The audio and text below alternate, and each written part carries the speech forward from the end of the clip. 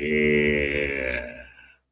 Welcome to the Cover 3 Show Wednesday night edition. I'm your host, Chris Forrest, and my other host is Amara with Jason behind her. Couldn't do Tuesday because some things came up, but we're on Wednesday night, so we're here. Got a lot to talk about, OTAs, and plus we'll mention about what happened in Bakersfield, which was a great thing. Jason, are you ready to get the show started? Let's go. All right, we're starting it. Raider Nation, Jason, Chris, 4 Raiders, Chewy, and this the Cover 3 show. Raider Nation, Jason, Chris, 4 Raiders, Chewy, and this the Cover 3 show.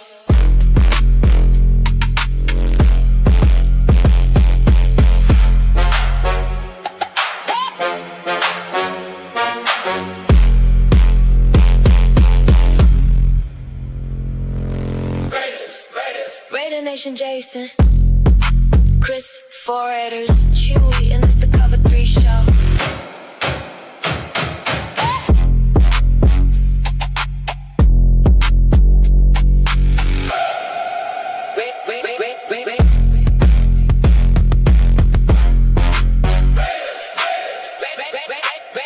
Raider Nation. Raiders.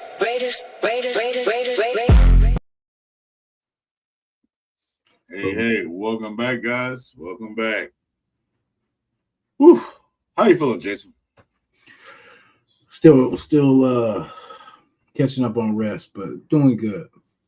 Happy Wednesday, everybody. Happy Wednesday to you guys. Happy Wednesday, Daniel Berry. Hey, welcome to the show. Thanks for coming in. As always, BMW Mark Raiders 63. Welcome, brother. Welcome. Today's show, well, before we get started, I want to shout out to all the people that were in Bakersfield with us. Every last one of them. Once again, I had a great time. It's always nice to talk to the Raider Nation. It's always nice to get together. And they say we're violent. Hey, we ain't violent. We're just passionate about the Raiders. We are very passionate about the Raiders. We talk our talk and we walk our walk.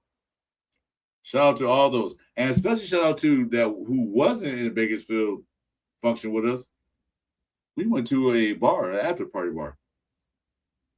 I forget her name, and I do apologize. If you're watching, I do apologize. I forget your name, but if you're in a chat or anything like that, send me a message because I forget your name. There's so much going on. Hey, Mr. Wade, what's going on? Raider Paul. She wore a Raider jacket and walked up to us, sitting around, introduced herself, and said, my friends say, don't wear that Raider jacket. She said, why not? That's the kind of Raider fan I like. I forget your name. Hope you watching. If you watch, send me a text or whatever you can, and say, let me know because I totally forgot. I am so sorry. I do apologize. There was so much going on. All right. With that being said, go ahead, Jason. You want to talk about this DB problem we having right now? I don't see a problem. Yeah, no, I didn't say it was a problem. I just said basically with the Taron Johnson situation, like. No, hold on. I'm sorry, I didn't cut you off. Gotta do it. Like I said, I'm kind of rusty, guys, so forgive me.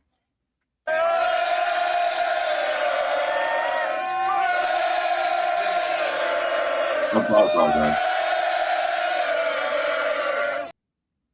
Continue.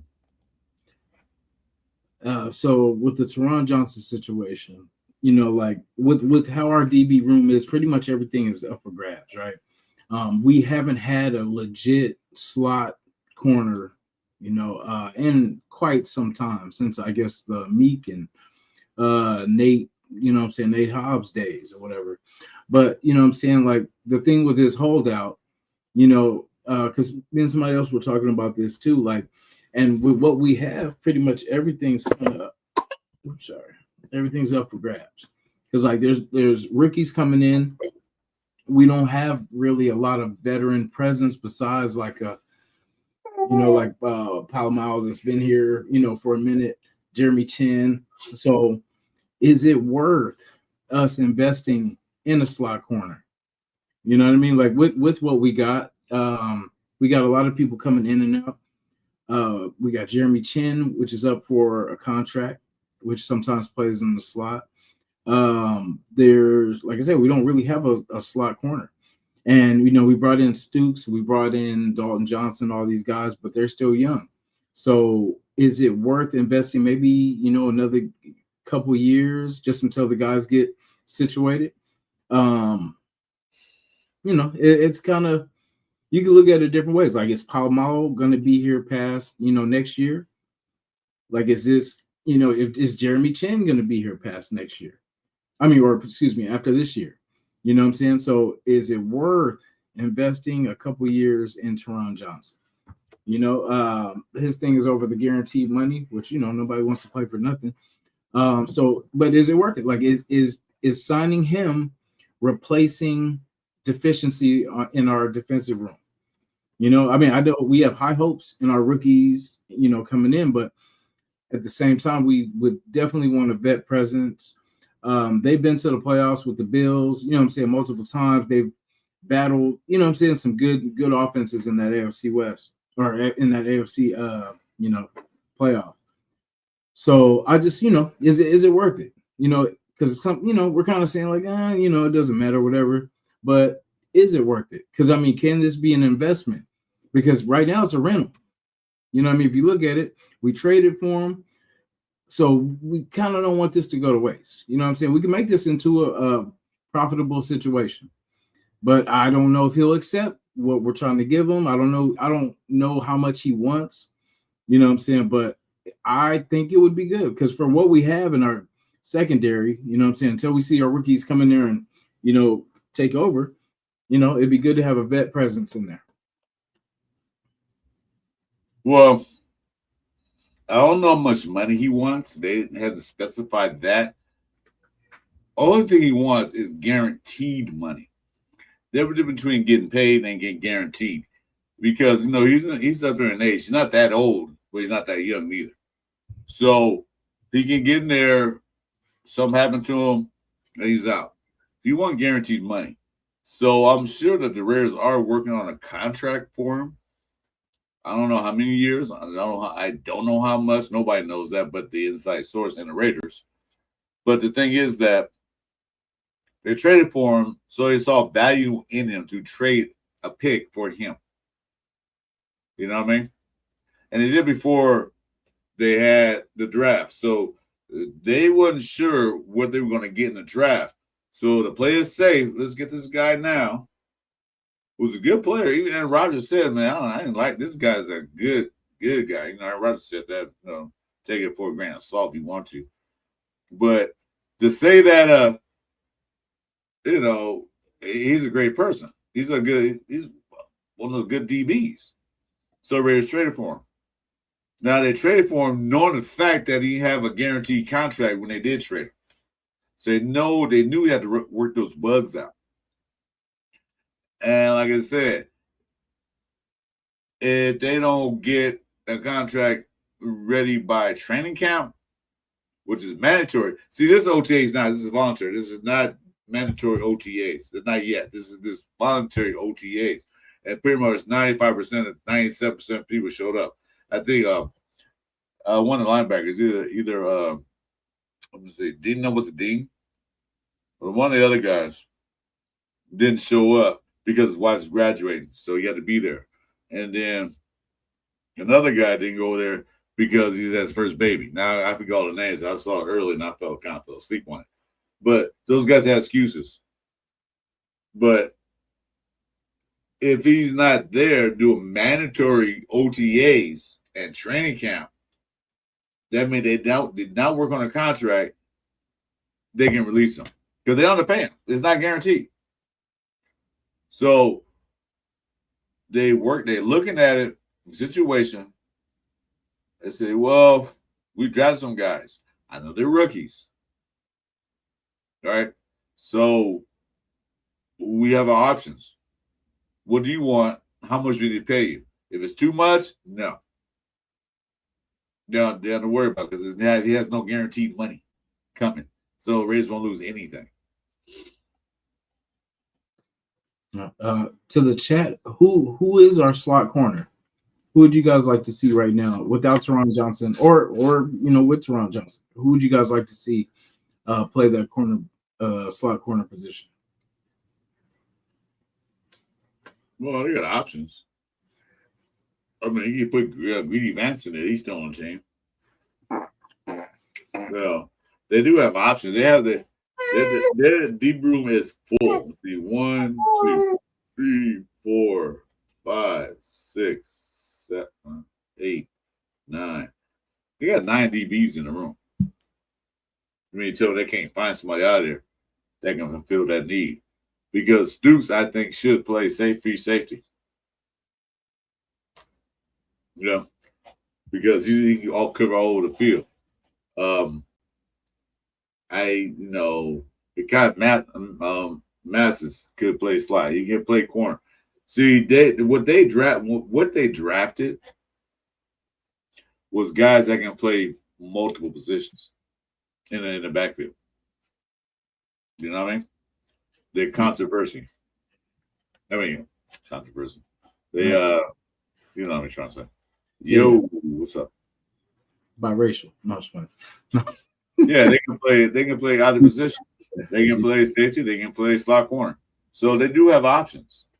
Yeah. But I mean, who's a legit slot, nickel corner though? Like that's their prime, you know what I'm saying? Like that's their prime position. Because I understand they can play it all, but we need somebody that is a nickel corner.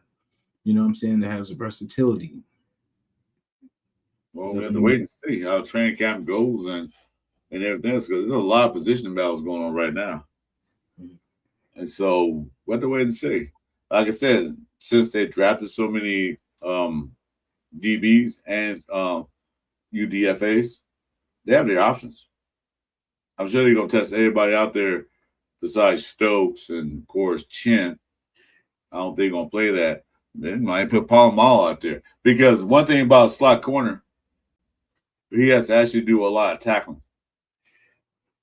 He has to cover that edge on that side or wherever side he's on. So Pola-Mao could play slot corner. I don't know if his cover skills that good, but they can work on it. They can put him out there. So that's that. It's just that he's not asking for a whole lot of money. I don't think. I think he's asking for at least a couple years guaranteed, because he got 2 years left on his contract. 2 years left that we traded for. Like I said, the Raiders moving in, they already knew that. So just want some guaranteed money. Look, guarantee me these 2 years, please. Yeah. Yeah. Get it done. No. Go ahead. I was just saying, get it done. No, they're probably working on it right now. Because, like I said, it's not mandatory to be there, although everybody was there. Yeah. But you should be there, especially coming to a new team, to get those reps in. Mm-hmm. So they got to get the show on the road and get in there. Let's see. All right. Should we give him guaranteed money? I mean, he can't guarantee he's going to stay healthy. That's true. That's true. Yeah, but you want to come in, man? Hit me a thumbs up, because it's a Cover 3 show, and Chewy hasn't popped in yet. Yeah, I guess if we're going all the way young, because that's what it's looking like. We're just, which is cool. There's nothing wrong with it, because you get, not to say cheap labor, but lighter contracts, and you got that energy, man. We bringing that energy. Guys are still young, still healthy. They're not good. What the Raiders want is a build a team that's going to be there for the next few years. You know what I mean? They want to build a team that for the next 3 years when we play together. Because one thing about this is you keep changing the team. If you keep doing this and that, you never build continuity. You know? Mm-hmm. He said, so you got the two boys from Arizona, the two DBs from Arizona. They play together. They know each other. Like when he does this, he know what that means. Or he does this, he know what that means. You got N'Kobe Dean and Quay. They didn't play together in 4 years, but they did play together and know each other's, you know, what they do, what they don't do. So I'm gonna say this: the Raiders are trying to build on the future. Not this year. I'm not looking for a big thing this year, but I'm looking for continuity, togetherness, and play competitive football. You know what I mean? Yeah. Yeah, definitely so. So wouldn't be a Raider camp without a little drama, you know? yeah, I thought it was gonna be a drama-free year, but of course they had something. Never. You know, they'll dig in something. But this is so minute. It's not really a big to me. It's not really a big deal. Either get it done or they say bye. Because one thing is that he's not guaranteed contract for the next 2 years. So like, well, we didn't got to pay you. Bye. This time last year, Wilkins was kissing people on the forehead, you know? So who? Wilkins. The name that we not saying no more? Oh yeah, sorry, excuse me. Yeah, still don't have a job. He still don't. I didn't hear anything about Wilkins. Anybody heard Wilkins? I don't think they want that locker room madness. Yeah. So that foot probably, you know, maybe that was a good, smart move because maybe that foot wasn't going to get back to normal. You know what I'm saying? So, and maybe that's why he didn't want to have the surgery because he knew basically that he wouldn't be the same, or you know, who knows what happened. But for us, we saved money and it looks like a good move. Well, we didn't save money. You had to pay him something. I don't know if it's still going to arbitrate or not, but they still had to pay him because their money was guaranteed. Yeah, I thought when they went to court that he didn't win. I thought we won that one. Hey, guess who's in the chat? D Menace. He was there, man. Boy, he was in Bakersfield. D Menace, nice meeting you, brother. Very nice meeting you. Yes, I got a name to the face, man. It was a pleasure, dude. Awesome. He was there. Oh, man. Even better person in person. You know what I'm saying? Been solid A1 since day one, but definitely something, you know what I'm saying? 100%, man. Little Jason. Say what's up. Let's see what chat say. It would be nice to win and get whatever money back we get from that. Yeah, exactly. I mean, if you want to talk about it, Wilkins was not a bad player. It was just antics. It was doing a locker room. Get some guys on the forehead. You know, do that. Yeah, he had some freaky ways. I mean, when they showed, I didn't see all that stuff until after, you know, he was banned from the team and all that. I seen all the grabbing and grab, you know what I'm saying? I'm like, damn, who does all that? He did that was at Clemson. They showed that was in the guy's backside. Like, what the heck are you doing? Kissing the coach. Well, he kissed the coach when they won championship. Like, what are you doing? He was grabbing grapes. You know what I'm saying? That man was like, you know, but how he, you know, there's, you know, you could definitely tell there's some mental, because how Adam Butler was saying, man, I don't know what's going on with you, brother, but you need to pray and Jason, see God. Move your camera to the side because you off screen. Oh, it's all good. They don't want to see me. They want to see the baby. No, they want to see the baby. That's more important. But yeah, you know what I'm saying? It's crazy. But yeah, like I said, he still hasn't got signed by a team. So I mean, there's something, you know, something going on deeper than that. Yeah, it might be his foot or it might be his antics. Okay. Stop calling me. His antics in the locker room. And see, that's one thing we don't need anymore. We don't need that locker room antics, that locker room BS. Hey, Ella, welcome to the show. Thanks for coming in. Hey, make sure you guys like and subscribe and notifications for both our channels. Mine is Chris for Raiders.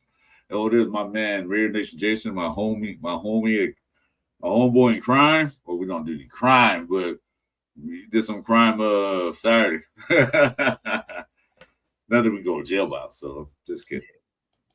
But anyway, my brother, this is my business partner right here. Yes, sir. So I think I watched a press conference today, and a lot to take from that. I can't pull it up right now. I don't know why I can't pull it up. I'm trying to pull it up, but it won't come up. I can remember a few things he said. Kubiak.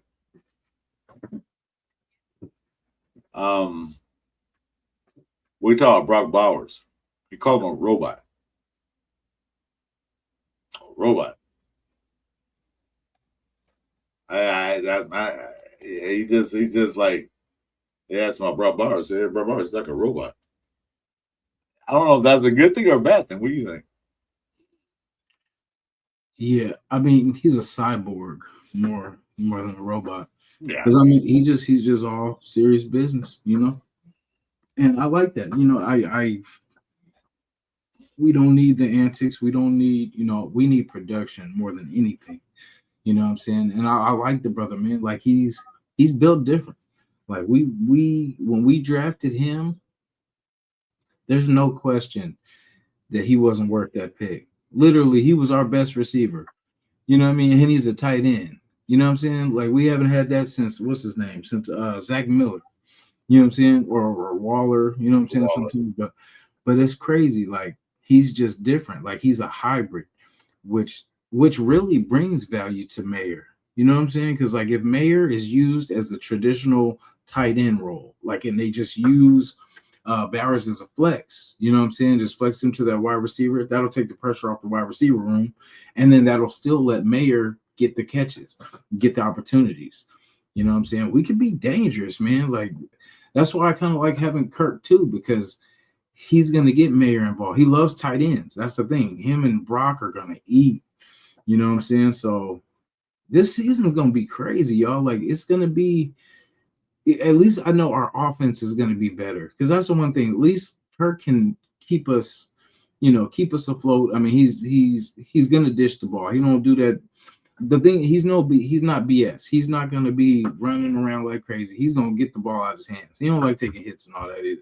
You know what I'm saying? So like, it's going to be interesting. I feel like with the addition of Kubiak too, we're going to see some things that we're not even ready for. Because like you see how we talk, like when we talk about like roster picking, like say the schedule, looking at each game, this is a different team. Like all the games that we think are going to be just straight losses because they've been losses in the past, I feel like we're going to get surprised this year. We're going to beat some teams that we had no business beating, or so we thought, but it's us getting better. It's us actually adding good pieces. It's us having the football minds to do the right things, not to do all these questionable, you know what I'm saying, play calling and all this. Just get back to football, you know, not dancing around stuff, just smacking people in the mouth. You know what I'm saying? Pretty much running the ball down people's throat. And, you know, we'll be fine. You know, Brock is a beast, man. And I think his production, I hope, is less because somebody else steps up. You know what I'm saying? Somebody in the wide receiver room. Because I think somebody is going to jump out of that room, man, and claim a spot. You know, I feel like Malik Benson. I really do. You know, I want to say E.J. Williams because the more I've seen how E.J. Williams and Fernando Mendoza it was kind of like I like E.J. Williams because he creates. Because when I guess Surratt and Omar would be pretty much covered, it would be a broken play, and EJ Williams would just pretty much make away. Like you could tell the communication with them was hella good. So that's why I'm like, I wouldn't be mad if they both made this squad somehow, because like that's a comfort blanket. And if you watch how they work, you know, they work towards the ball and they're very smart. You know what I'm saying? So I'm very, we're going to be surprised this year. I know we're winning more than 3 games. I know we're winning more than 4 games, but playoffs, I'm not sure, but I feel like we're going to be closer than we think. Well, I'm gonna say this. First of all, I'm gonna talk about this. When we was in Bakersfield, I was going around asking everybody, people I'd never met before, what do you think the Reds go game is gonna be? And of course, I gave one guy said 20-0. Yeah, that's what I said last year. I said that'd be great if they do that. I mean, they won Super Bowl. But realistically, most of the guys I talked to, ladies and gentlemen, even some kids, most of them said 6 to 8 wins is what they're looking for. Not 10, not 12, not 13. Majority of them, I'll say 8 out of 10 of them said something that one guy said 20. 8 out of 10 said 6 to 8 wins. And I talked to a few people, a lot of people I've never seen before, strangers. I've seen some of them last year, but they didn't know me, and I didn't know them. Say it's 6 to 8 wins. Now I'm kind of like, that's on a good day, I think. Me, I'm looking at an area between 4 to 6. Because you got to remember one thing. This is a new head coach, never coached before, offensive coordinator. This is a new defensive coordinator, never coached before, line coach, defensive line coach. We got 2 rookie head coaches. We have a rookie quarterback, although we didn't get Kirk Cousins. We still got a rookie quarterback. We got a lot of new faces in the building, some old and a lot more new. Plus, on top of that, who we played this year? The 2 divisions they played. We played the NFC West, which is NFC West, which is the strongest division in the National Conference. And we played the AFC East, which is the second strongest conference in the American Conference, okay? So we got to play the 2 hardest conferences this year. So it's going to be easy? Hell no. But it will be a challenge for us, and I want to see them overcome that challenge. Anyway, I'm going to bring them to the stage, Rebel Elite. What's up, fellas? What's up, bro? How y'all doing on this wonderful Tuesday? Yeah, Tuesday. It's Wednesday. Wednesday. Thursday. I don't know what day it is.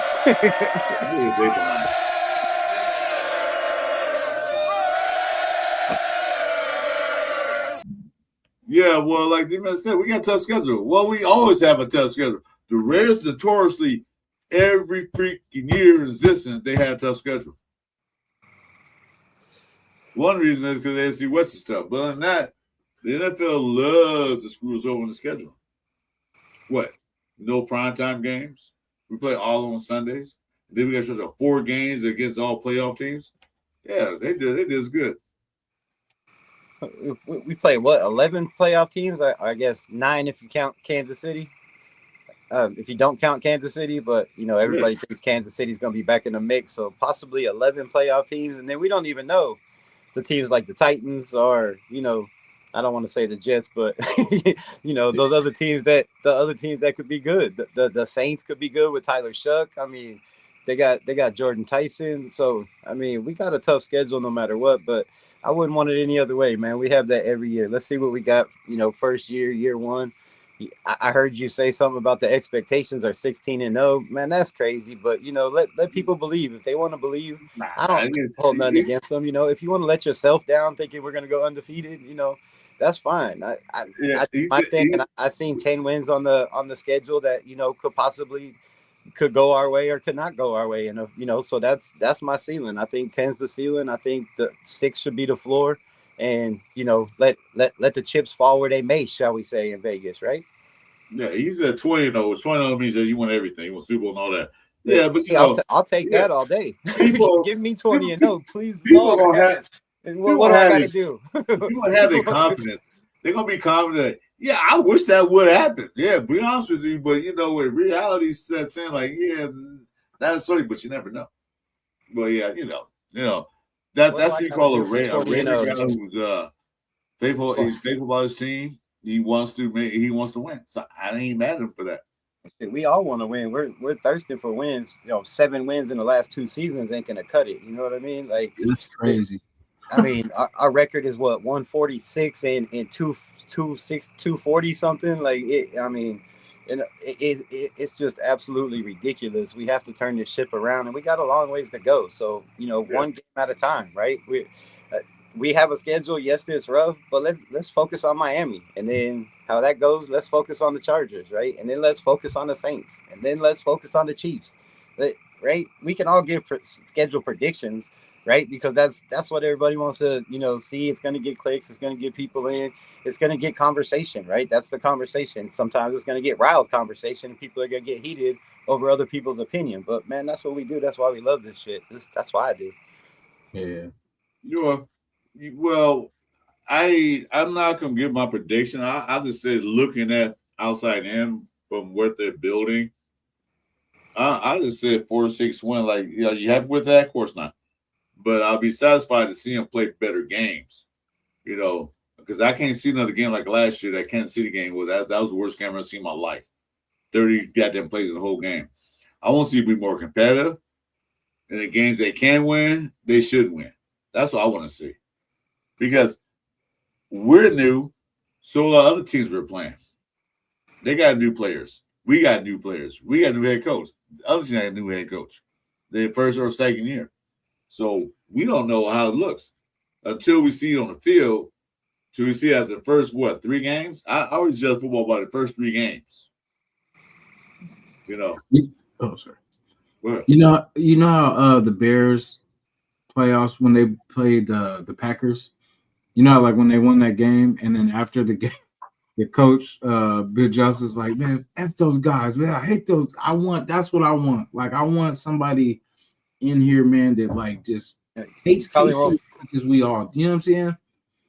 Like, and wants to just beat the out of everybody, you know what I'm saying? Like, I miss that, man. Like, we haven't been bullies in quite some time.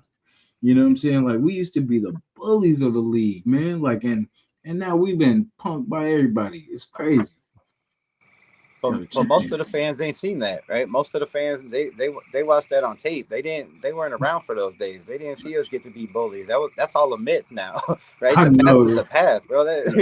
Unless you were there and seen it live, right? Or you get to see, some NFL films. Like, nobody knows this. The youth doesn't know that. They know Max Crosby. They know, they know Josh Jacobs. They know Devontae Adams. Like, that's what a lot of people that, know. They don't know the old days or the history. So, I feel sorry. Like I keep saying, my son's 25, man. He's never, he hasn't seen. He's like, come on, man. Can we just have one season where it's at least positive? I mean, we were almost there, right? We were almost there with AP. Come in 8-9. We were, right on the fringe. A couple of games could have went our way. Or, they could have put the quarterback that was playing in a couple games earlier, and maybe 1 or 2 more, maybe. But we were almost there. And then how do we go from there to winning 4 to 3 games? How do you get to that point where, okay, it's starting to go better, right? And then it just all falls apart. It just doesn't make sense, man. It doesn't make sense. That's I'm gonna put the blame on Mark Davis' fault, because he didn't get what you need. Because like I said, you need continuity. You need to all together. You can't right the ship when you keep changing coaches every year, or changing regimes, or changing GMs. You gotta get somebody consistent. So what? Okay, if we go 4-13 this year, good. Not good, but you know what I'm saying? Let them stay. Don't fire Spytek. Don't fire the head coach. Don't start wholesaling the team. They have to stick together for it to work. Because, like I said, there's not new players on this team. And a lot of them got 3-year contracts. So we expect them to play at least 3 years. You know, Quebec got a 5-year contract. Let him play it out. And Spytek got 4 years left, 3 years left on his contract. I'm sure they're going to stand it, but let them keep doing what you got to do until they get the right formula together. You keep changing the formula, you'll never get better. You got to stick with something. Because if you're going to sit there, because you look at the worst teams in the NFL, who are the worst teams in the NFL? Always the one in the top 5 draft picks. Always the one getting the top 5 draft picks unless they trade away. But they're the worst organizations. I don't want to be in that category anymore. The worst organization, not the worst football team, the worst organization. And that comes from the top. That comes from Mark Davis, and it goes down. You know, you can't change things overnight. Sometimes it takes time. Which is funny, too, because look at the last 3 drafts. Brock, Genty, Fernando. From our terrible seasons, pretty much. And well, we had a 13th pick, and that one got borrowed, so we didn't have a top 10 draft. We had a 13th pick because the year AP was the head coach. You know, we went 8-9. Yeah. After that, it just went downhill from there. It's got worse. Like that's what I'm saying, but we can't get no worse technically. You know, we can't get no worse than we in. So technically, it's all pretty much. Don't go that far. Don't go that far. I mean, we can't get really worse. Well, yeah, I mean, we could go Don't go that far. We could go 0, but I mean, we'll still be in the same draft position. There's some there's some people out there that are saying, you know, there's some people out there saying we're still going to win 4 games. Like to me, that's I mean, you bring in a head coach that was the best head coach in this coaching cycle, a lot say, right? I mean, there was other names like Harbaugh, but they went quick, right? So available, and the guys they wanted their eyes on was the guy that ended up winning the Super Bowl, right? But they had their eyes on Clint Kubiak before he won the Super Bowl. They didn't know he was going to win the Super Bowl. That's just a plus and a bonus that goes with it. But you're telling me you're bringing in that with 2 other guys that know his system, that have been in his system, that have a cohesionness, right? That know each other, that help each other, that been grinding with each other, and then a team that lost to a last-second field goal to the Bears, playoff team, a team that barely lost to the Jacksonville Jaguars, playoff team, a team that beat the Patriots, playoff team. You know what I mean? A team that lost 10-7 to the Broncos, playoff team. Not only a playoff team, but they were 1 game away from the Super Bowl. So this defense has nothing but speed. You bring in superstars and, you know, maybe all pros down the line in the Kobe Dean and Quay Walker. And you're telling me we're still only winning 4 games or 5 games or 6 games, right? So they can say it's a rebuild and there's no pressure on this team to win now. But there's, like you said, a lot of people are thinking 20 wins, 16 wins, right? 16-0. A lot of people are thinking playoffs, right? So even though they're saying it's a rebuild, just logical football sense says, man, you have to at least win 6 games, right? You can't tell me you got the best coaching in this cycle, one of the best offensive line coaches in Rick Dennison. And that was our main problem last year, is we had the worst coach offensive line, not the worst offensive line, the worst coached offensive line. Now we have these guys. Clint Kubiak said something very special today that stuck in my mind. He said, we have guys that we don't have to teach how to be NFL players. We don't have to teach these guys, right? We're teaching them the system. They already know. We drafted guys that already know how to be NFL players, that already know how to carry themselves, that already know how to study the playbook, that already know how to process information. We don't have to teach that. That's a step ahead.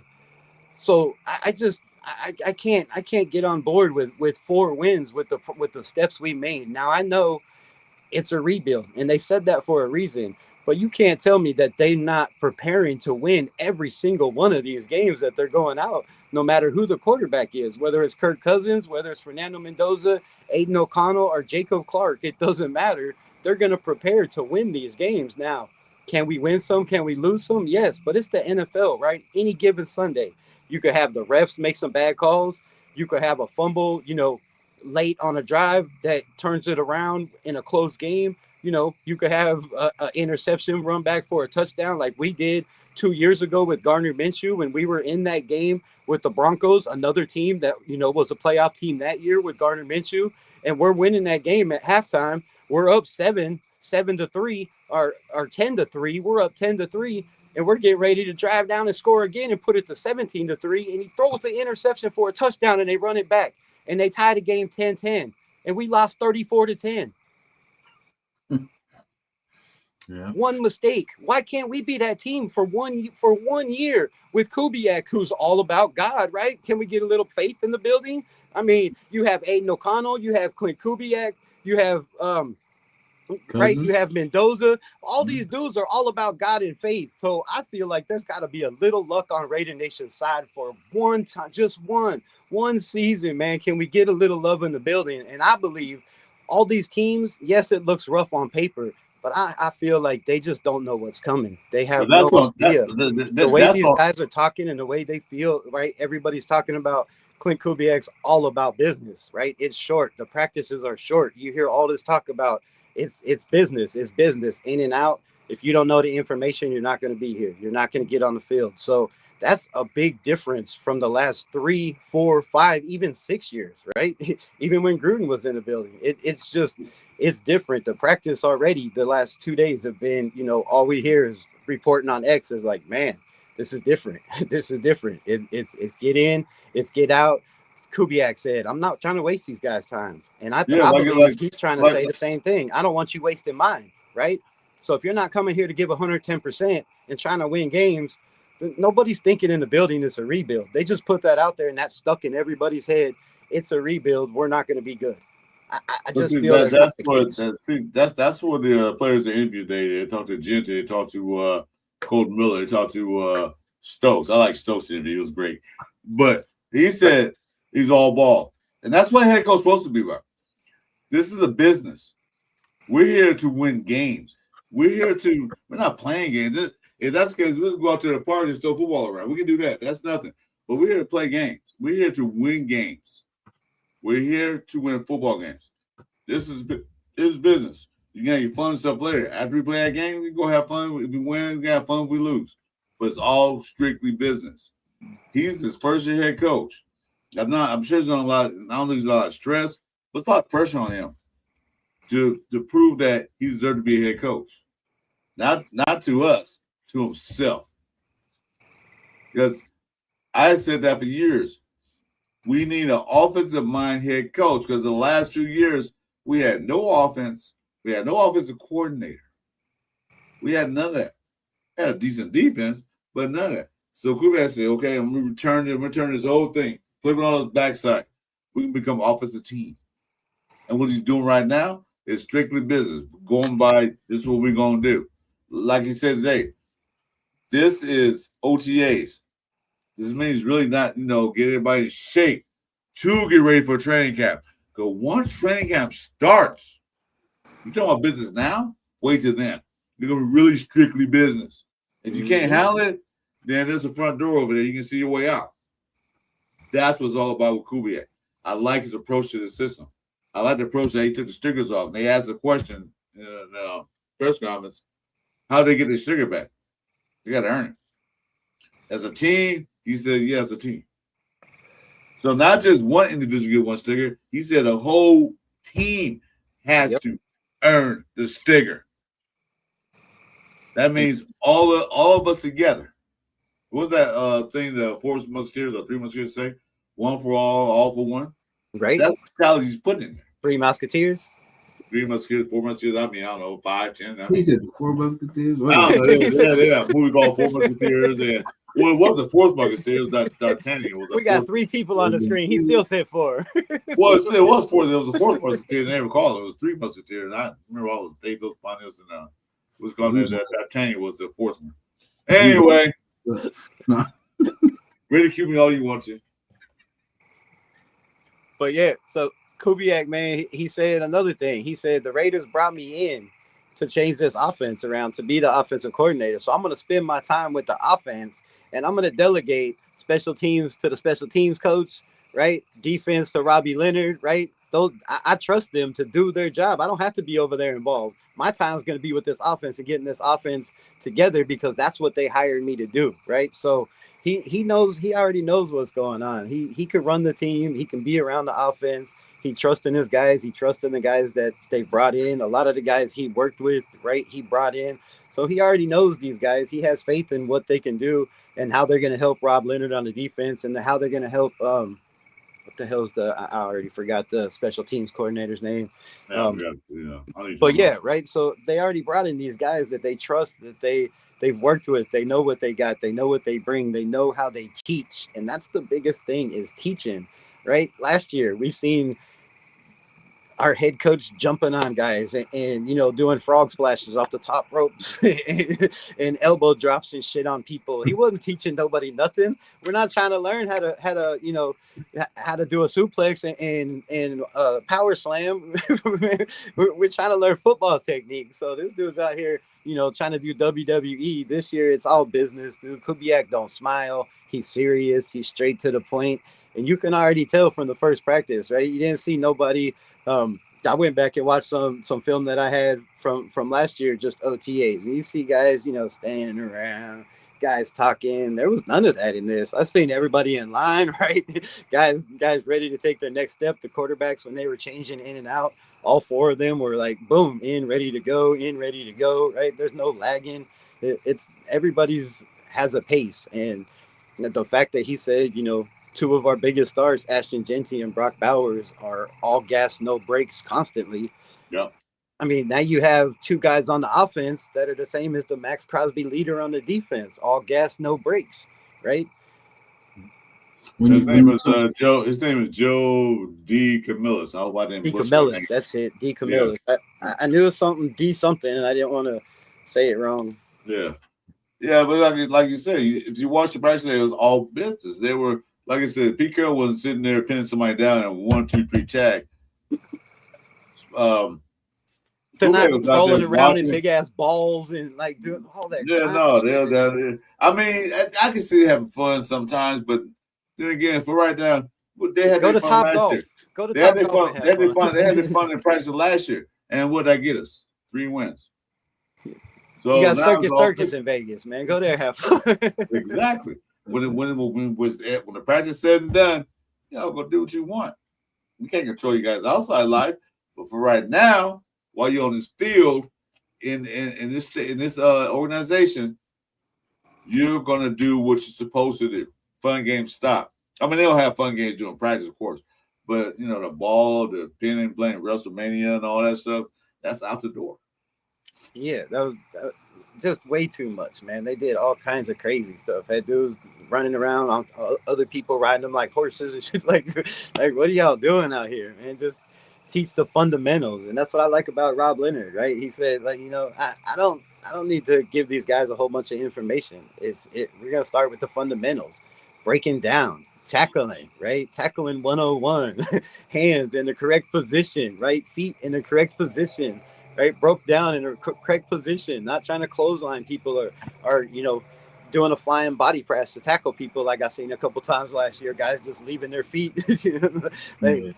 proper technique, fundamentals, man. Like just what they're teaching and the way they talk about teaching, and how everybody else. If you look at all the top networks and media, they're all saying the same thing. It's different. Frank Weber made the best statement right now. Pete Carroll's a retread. I think he meant retread, but yeah, retread. And I got tired of that for years. You know it, Rebel. Yeah, Jason, you know it. We always get retread players, retread coaches, retread everything. Everything's new. I mean, we do have veterans. We did pick a couple of veterans, but they're not old veterans. They haven't been in the league for 15 years. They'll leave for like 3-4 years, like Kobe Dean and Quay Walker. Guys. Yeah, we're not getting retreads anymore. Everything is new. That's what I like about it. New players, new coaching staff. I mean, some coaches have been for years, like Rob Leonard, 15 years, 13 years. But I'm saying, as far as getting an old person past their time in the organization, no, let's start fresh. Let's start new. And then in 2-3 years or 3 years that doesn't work out, and we got to start over again. But for now, I'm looking forward to see where we build. Like when I say 4 to 6 wins, not putting it down. Believe me, I like that more. But I'm saying that it's new. It's like a completely new organization. If you look at it, it's everything is just new. That's why my expectations not high. My expectations were high last year at Pete Carroll because he done it before. So I figure I'll wake up more than 10 wins. Well, 10 wins win. You get 10 wins total in 3 years, but I was hyped on that. I was hyped on what AP did in the last part of the season. But he got screwed. We don't talk about that right now. So I was hyped. Now I'm not hyped. Now I just want to see quality football on the football field at Allegiant Stadium and outside Allegiant Stadium. I want to see quality football. Yeah. And to piggyback off what Rebel was saying earlier, like, the 4 to 6, just kind of limiting us to just 4 to 6 wins and stuff like that. But because like adding Mike Washington alone, just that, we are going to be a problem. Like if everybody stays healthy, and then not to mention Hemby as the third, you know what I'm saying? Like that is what we haven't had. Like now I felt incomplete last year at running back. This year I feel I'm satisfied. You know what I'm saying? How can you feel complete at running back when we have Demir White? Come on, man. No, I said I didn't feel. You know what I'm saying? I didn't feel complete because how can you feel incomplete with the running back of Demir White caliber? Oh, the talented back that he was. Ashton Jeanty got all the carries. 256 rookie year is a lot to ask on the worst team in the NFL. Not just the worst offensive line and the worst coached offensive line, but the worst team in the NFL. We got the number 1 pick for a reason. Now, yeah, they could have probably tanked a couple of those games to try to get him or whatever you want to say, but we were the worst team for a reason. We got the number 1 overall pick for a reason. So, for him to have to carry the load, not only out of the backfield like that, that's not even counting the receptions he got, out of the backfield and the 5 touchdowns he got out of that. So, man, it's going to be a big difference for him to know that, man, I'm not the only one, right? If I have to go out for a play and catch my breath, we're going to be fine. And I felt like last year he was like, no, you ain't taking me out. No, I'm not coming out because he's a winner, right? He's a competitor. He's like, man, I want to win and I want to be on the field because I know I give this team the best option to win with me out there. So now we know you got a little bit of help and look, you could take a breath off, right? And don't have to worry about it. Or you could put both of them out there. And then what? Can you imagine a 12-man formation with split back with Washington and Jeanty? Can you imagine that? Yeah, 22 run 22 personnel with Brock and Mayer and 2 backs, even if it's one's a fullback. Yeah, that's what's gonna happen. Speaking of which, they're still talking with Najee Harris. How you feel about that? Najee's a Niner fan at the end of the day in real life. So Najee Harris? Yeah, in real life he's a Niner fan. So yeah, we good. We'll be all right. Well, a lot of these guys on the team are not necessarily Raider fans, growing up liking the Raiders. Well, I technically don't know. Even your boy number 15 said he grew up liking Miami Dolphins. So, well, yeah, I'm tired of taking reps away from these young players, man. I was mad when they brought in Tyler Lockett and took the reps away from Dante Thornton and Jack Bech last year.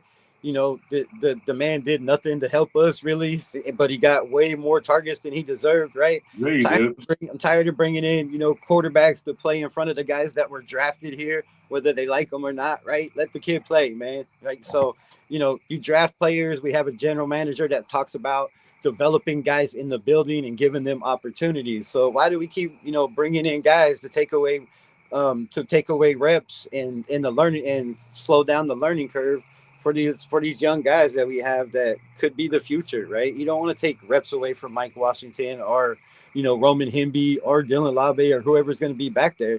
You don't want to take reps away from Najee Harris, especially if I don't understand this. I don't understand how everybody's saying, okay, we're possibly a 4 to 6 win team and it's a rebuild. But why do we need to go get a number 1 receiver, a back that's been in the league for why do we need all these veterans if we're just trying to rebuild? let these young guys on the roster, these UDFAs, have a chance to play and develop them instead of bringing in all these old guys, right? I don't think we need a 30, 32-year-old wide receiver again, or, a 30, 28-year-old running back. I don't think we need that. Let's go with the youth, see what we have, right? They did the same thing in Seattle. Charbonnet wasn't an old back. Kenneth Walker wasn't, an old back, right? They had all youth over there. So I think as long as you have the right coaching, you don't need those old guys in the building. Not old guys, but you know what I mean. Those veteran guys in the building at every position, right? It's nice if you have the flexibility on your roster to have those guys, but stop bringing in these guys to take reps away and slowing down the development process for guys that we think could be something on this team. That's how I feel. Well, Gigi has said in his press conference that he had Mozart there to help him out in a few things. But then again, he was a rookie. So I can see a veteran present there in their room, in the running back room, wide receiver room, whatever we want to call, we want to talk about. So you got Lobby. You always have a wily veteran there. But Lobby to have the veteran sitting there taking the majority of the snaps, I don't see that. I say, well, okay, well, he's there to help the young guys out, but why should he take up all the snaps? Yeah, but he's also taking up a roster spot, though, is what I'm saying. If he's taking up that roster spot, then those guys ain't going to get snaps on the field. That's true. Well, let's see how it plays out. I mean, I just heard that they're still talking to him, so we'll see how that plays out, because I like the running back room. I like Genty. Washington's my favorite draft pick. I keep saying that. Hemby's there. Who else they got there? Lobby and somehow Chris Collier. So that's what, 6 running backs, 5 running backs. 1, 2, 3, 4. My math is off. So somebody's not gonna make it. If they bring Najee Harrison, one's gonna cut, if not 2.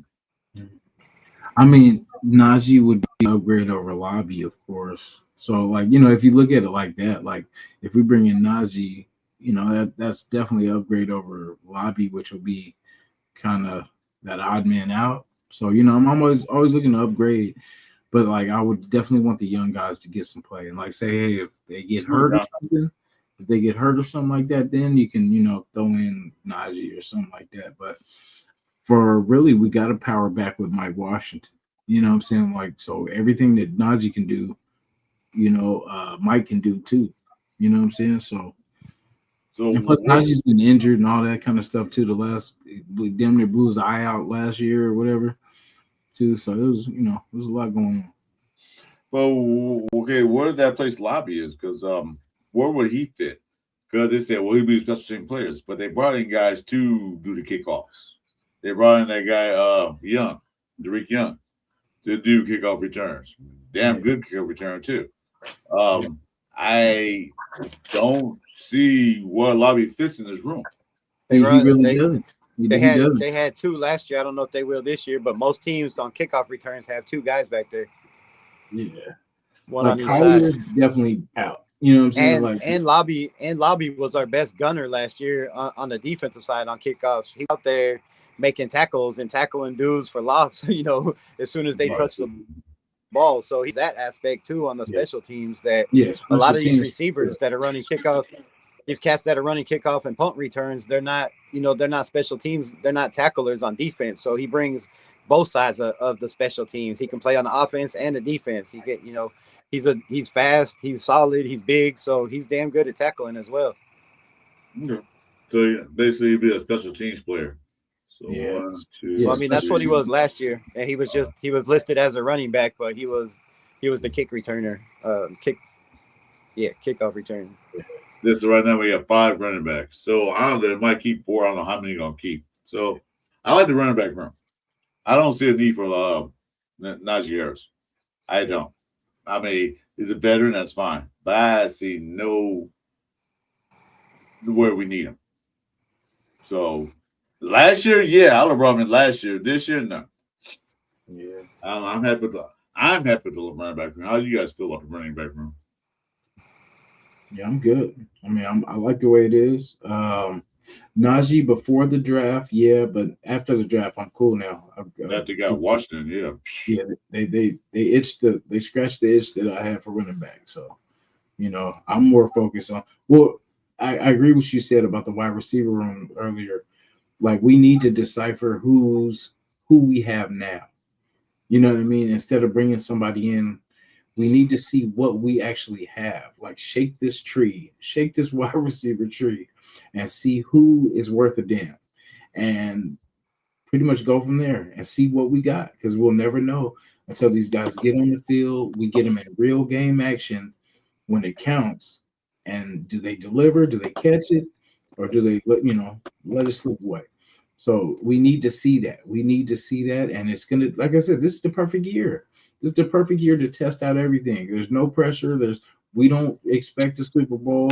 So until we get there, let's see what we got, man. We got these guys on the roster just getting paid to, not even play. Like, come on, let's see what we got. Let's make people, pop out and earn that spot. And it was good what they did, man. This wide receiver room was so big. It's going to be a lot of competition out there. So I like that. A lot of competition, because you got some guys going to do what.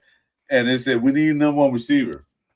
Well, if you watch Kubiak's offense last year, there really was no dedicated one receiver. There's one receiver that called a lot of balls, that NJBT, whatever his name is. Call a lot of balls. He's having to get open a lot. But there's really no number one receiver. There's no number one. There are guys out there who do certain things in certain calls in offense. So he has a lot of competition out there too. Can you run this? We in this set. Can you run that? We in that set. So we can determine like who's better. We got 9 receivers on the roster right now. 9. We're not keeping that many. I know that. We got 12. Is it 12 now?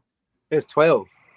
And don't be surprised if Chase Roberts isn't one of those ones that makes the practice squad and then sneaks his way onto the roster. Because I like Chase Roberts. Chase Roberts is from BYU. A very intelligent player. He's jacked up. The dude's ripped. He runs damn good routes. He's got fast enough speed where if you get he gets a step or two by you, most guys ain't catching him unless you got 4.3 speed.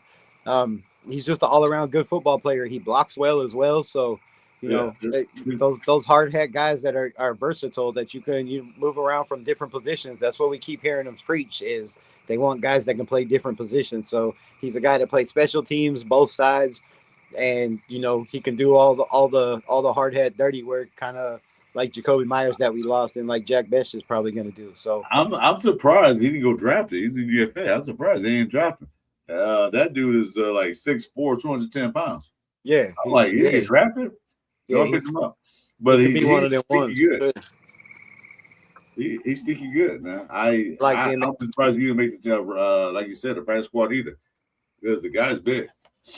Yeah, I like and Tanner Wall, the safety, and Isaiah Jada. All 3 of those guys I've been raving about since we brought them in. All 3 of those BYU guys played very, very well at BYU. So very smart, intelligent players, right? They know football. They love football. And I wouldn't be surprised if all 3 of those stick around, really. And as far as the running back goes, we know how I feel about Mike Washington. I'm a Razorbacks fan. Oh, my, come on now. You are. Talked about this young man all year long. So, when you get a guy from your college team to go to your NFL team, like I just hope that they don't keep putting the McFadden curse on him, because I just don't see that. Yeah, no.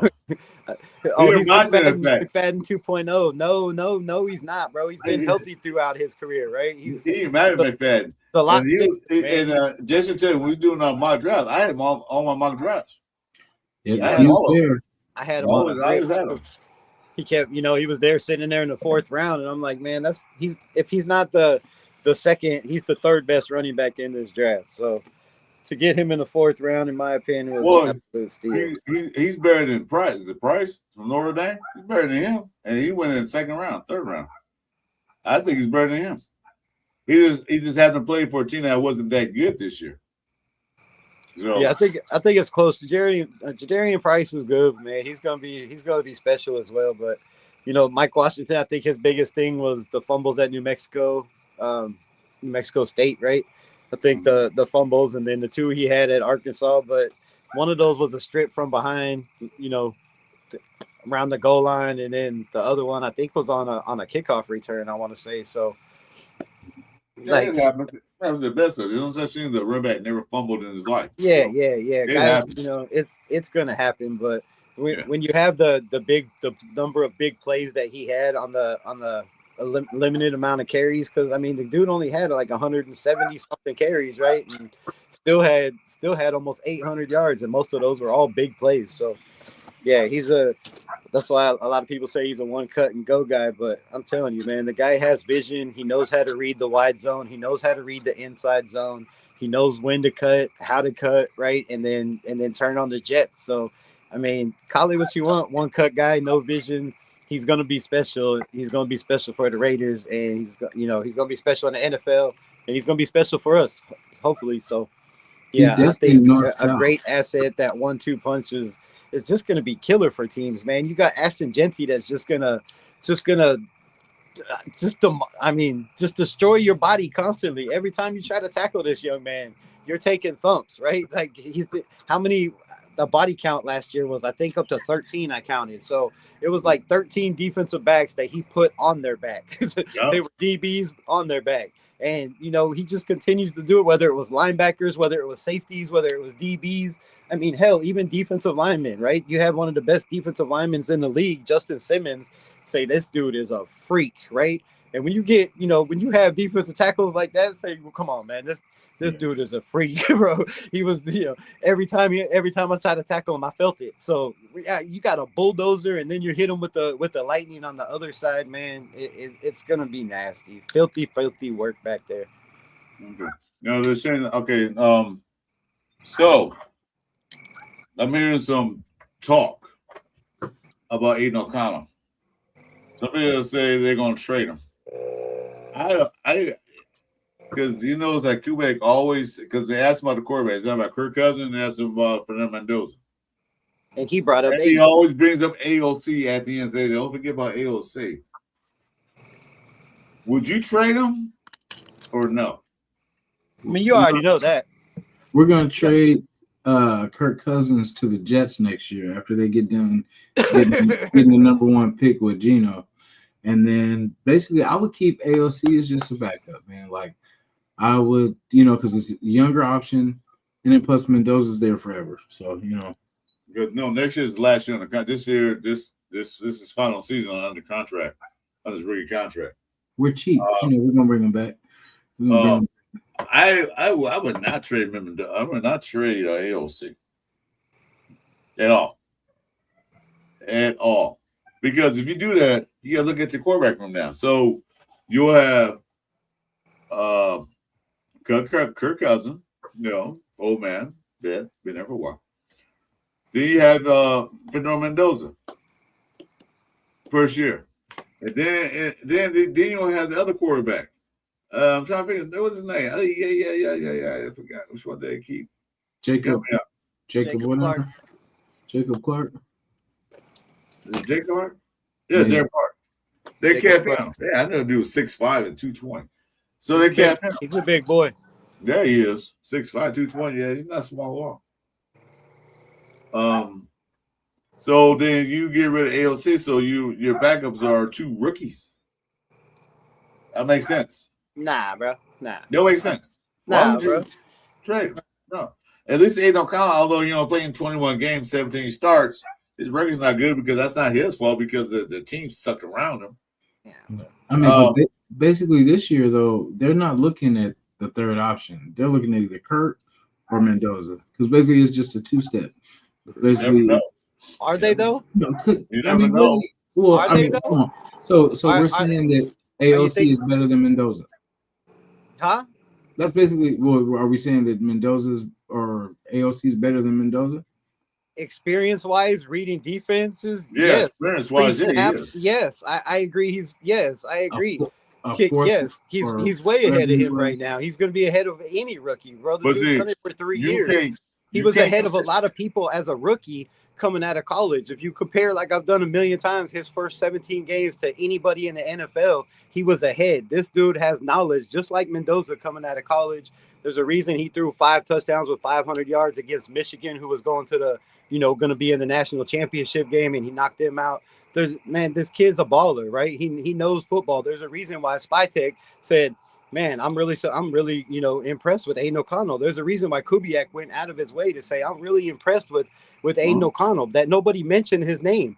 Not once, not twice, but in 3 different interviews. He does it all the time. Up, not even being mentioned. And number 3 is, if you look at just going, and I know OTAs doesn't mean nothing, but if you look at it, it was Kirk Cousins running with the 1s, Aiden O'Connell running with the 2s, and Fernando Mendoza running with the 3s. So if that's the way it goes, because Spytek and Kubiak and Janoko has all said, guys with the experience earn those reps. Aiden O'Connell has the experience. He's earned those reps just like Kirk Cousins has. Whether you like him or not, he's earned those reps. So they're going to go down the line. And unless they trade him, then more than likely he's going to be quarterback 2. And I wouldn't be surprised if Fernando's that emergency quarterback. They use that spot just to have him as the emergency. Yeah. So if something happens to Kirk Cousins in a game, you're not throwing Fernando Mendoza out there if he's not ready.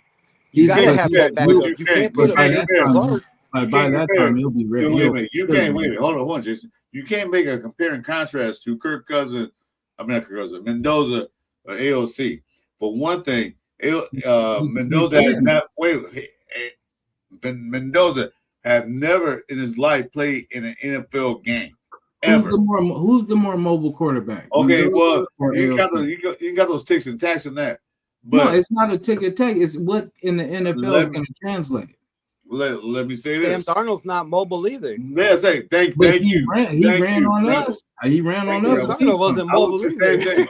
Sam Darnold was not mobile. Brady wasn't mobile either. He's goofy as hell running just like Aiden O'Connell.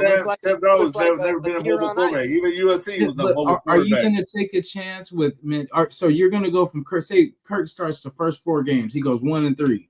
So you're going to go to AOC. You're going to skip over Mendoza and go to AOC. Because there's no point of getting. No, I don't think they do that. I think they have a set time for. I feel like they have a set time for when they feel like Mendoza is going to be ready. And if Kirk doesn't make it that far, then it's Aiden O'Connell next. And see, I don't see them rushing the process. They keep saying trust the process, let it go. Right? They say on a perfect world, you have a guy that can start until your quarterback is ready. So we don't know when he's ready, and nobody will know till he's ready until he's ready, right? They're not going to say he's ready right now and then have a quarterback controversy. And they sure the hell don't want Kirk Cousins to go out there and possibly throw 2 interceptions or 3 interceptions in the first game and the second game, and then the nation's screaming for Mendoza. So if you have him as the emergency guy, then nobody's on the bench yelling and screaming, we want Mendoza because he's the emergency. You can't put him in. So, right, 2 guys got to go down. But they're not going to throw Mendoza. They know what they're doing. If they don't feel Mendoza is ready yet, in their mind, and Kubiak's offensive mind, he said he's not ready yet. He still haven't got everything down pat yet. I'd rather see throw AOC in there than Mendoza. It's May, though. That's the thing. And plus, both of them have the equal opportunity to learn the same playbook because they're both learning a new system. So you're saying that Mendoza is not going to have this system down at the same amount of time the AOC has to study the same system. I don't believe so. I don't believe so. Man, he's going to know defense. He's going to know the terminology. Exactly. I'm talking about experience against. So what was the point of drafting Mendoza number 1? Like if he's going to skip future, number 30, future.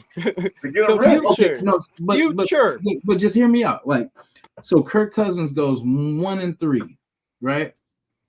So what was the point of getting Kirk Cousins? If Kirk Cousins goes 1-3, that means this team is shit, and they probably don't want to put Mendoza out there if we're 1-3, unless it's all Kirk Cousins' fault. Now, if we go 1-3 because Kirk Cousins throws 170 yards a game with 1 touchdown and 3 interceptions, if we're losing that way, then yeah, I can see putting out Mendoza. But if we're losing because the offensive line is not what we think it's going to be, because the defense is not what we think it's going to be, because the receiver core is ass like a lot of people assume, right? Then if we go 1-3 for that, do you really want to throw Mendoza out there and be okay? We suck, but you fix this. I don't what's see the that. pressure? I don't There's see no that. pressure. I see smart Spytek and Clint Kubiak very knowledgeable of the NFL and the way things go. And I think they have a plan in the system. And I don't think it's to throw that kid out there until he's ready. But no, but the thing is, like, what's the pressure? Well, like, what is okay if we're 1-3, or if we're, what we want him to learn the system. That's the key. Like, we're not trying to hide him from, learning. He has to learn. And how are you going to learn besides getting hands on the field? Like, if we go 1-3, it's Mendoza time. Like, it's like, okay, we can do this with Mendoza. He has to learn. Like, there's no reason, because what are we playing for? What is AOC going to do? Like that, but you also have to think like this, right? What is AOC going to really do? Is he going to get us 12 wins in a row? Yeah, but see, okay, you said 1-3. That's the season over to 1-3. The season is nowhere near over. Chris, how many years have you watched us play? Oh, well, how many times? That's okay. That's okay. How many times have we started 1-3, and how many times have we made talk about us? But there many teams started 1-3. And no, us. 1-4. I'm not talking about other teams. I'm talking about us. You talking about 1-3. I'm talking about us. That was us then. This is not us now. Okay, that was then. They're talking about now. Okay, 1-3 season not over yet. So like the Rebels said, okay, so Kirk Cousins did something out there because the wide receiver room is shitty. This and that and that. If the offensive line can't block for Kirk Cousins, why would you put a kid out there who hasn't learned the defense yet to get pulverized and get his confidence down and get shaken up? You're acting like he's a wimp. You're acting like he's a wimp. Like he's a Rudy Poo. Like, this dude is a beast, man. Like, people are downplaying how good this kid is. Like, in college he was good. Okay, Tom Brady was a backup until Drew Bledsoe got knocked out of the damn game. So, like, you know what I'm saying? Wait. Tom Brady was a what? He was a backup for how long? For how long? How many games? Until he wouldn't have even played until got knocked out of the whole season. The whole rookie season. How many games was Tom Brady a backup before he got in the game? If Drew Bledsoe hadn't got literally knocked out of the damn game. No. Well, how many games was Tom Brady a backup until he got in the game? How many games? Do you get my point? He wasn't. No. Don't be surprised. Not making sense with that. He wasn't even going to start. Tom Brady a backup before he got in the game. Yeah, but that has nothing to do with what does that have to do with? It has time. That has nothing to do with. Can I say one thing? In the NFL, if we know how practices work, right? If you're the third string quarterback, you're that practice guy. The second backup quarterback is usually the guy that's, standing there dictating what's going on. You have a practice squad guy for a reason that goes against the ones, and your backup might take a couple snaps, but most of the time during the season, they're doing walkthroughs, right? So this dude, if he's not ready by day one and he doesn't beat everybody out and they're like, okay, this is the best quarterback in the building, but we're going to put him in when we see fit. You don't just throw him out there. We already know he's probably the best quarterback in the building by far, but there's still a lot to learn. And until you learn that, there's no reason to put him out there and try to ruin his confidence or get him killed. Because if you look at the Indiana game against Ohio State, the first play of the game, he got lit up, rocked out of his world, bro. Imagine him getting hit like that by Myles Garrett. Imagine him getting hit by Chris Jones like that, right? It's not there yet. So he's got a great arm. He's got an intelligence. But the pocket presence, knowing the NFL, knowing the rhythm of the plays, knowing the timing of the plays, it's all a process you have to learn. I mean, go back and look at when Aiden O'Connell started. When his first game, he got sacked 7 times by the same player, Khalil Mack, his rookie. And he came back and tried to win that game, but threw an interception at the end and we lost, right? But in the next game, the next time we played Chargers, 63-0. Yeah. That's what I'm saying. So, but there wasn't him. It time to develop. But that was week 7 or week 8 when he came in. He got better. He sat again, and then he got another start. Then he sat again, and then he came in the middle of the Chicago game because Brian Hoyer was asked, right? So he came in the middle of games. He got one start. And then he sat, and then he came in, and then he sat. Right? They brought him into it, and then when they put him in. The kid in the last 6 games threw 9 touchdowns to 1 interception, right? And went on a run and almost got us to the playoffs. So I'm not talking about it's a process. It's a process of learning the NFL. Look at the guys who sat. Look at the No, guys I'm not who sat. saying. So I'm not Look even at, wait, saying. wait, wait. Look at the guys who sat. I'm not Well, saying he most of shouldn't that. sit. That's what I'm saying. That's not what I'm saying. I'm saying he should sit, but I'm saying, are we gonna skip over him to go to AOC? That's what we're doing. If he's your second string quarterback, more than likely that might be the case. I mean, a lot of people might not be happy with it, but if they feel like Fernando's not ready and they put him as a emergency quarterback and you have Aiden O'Connell as your backup, if Kirk Cousins gets in, you think they're just going to throw, okay, let's go straight to the emergency? No, they're going to put in Aiden O'Connell. If he doesn't play well that game, then they'll evaluate it for the next game. Because look, I'm looking at it like AOC pretty much this is his last year. So Mendoza has a future. Unless like, he's the backup. Unless he's the backup for the next 20 years. There's no way in hell. That's no way. There's no way. There's no way that AOC could be the backup. You think Kirk Cousins? No, he could be the third. He'll be the third. He'll be the third string. But I mean, as far as him getting skipped over for AOC to start is just insane. Because for one, we're not competing for the playoffs, so there's no pressure for AOC to come in and try to bridge us. Be prepared, don't be scared. You make a valid point about that. Jason, you make a valid point about that. If it was later in the season, if we're like week 10, yes, Kirk get hurt. Yeah, then wait, hold on. If Kirk gets hurt, 6, Mendoza wait, will be hold on game. a minute. If like week 10, I ain't tell week 6 or 10. Later in the season, they already got like 8 games in it on their belt. Kirk get hurt. Kirk shit the bed. Okay, it's big Mendoza now. I think he's seen enough games. I think he's seen enough. Now you see that. But at the third, fourth game of the season, no, he hasn't seen anything yet. Look at that stretch we have to go through. If Kirk gets if Kirk gets hurt in the third or fourth game, say something happens in the third, or they just take him out, because I don't want to wish hurt on anybody. I don't even want to put that in the universe. But just say he's playing bad and they're like, man, we got to go with another quarterback.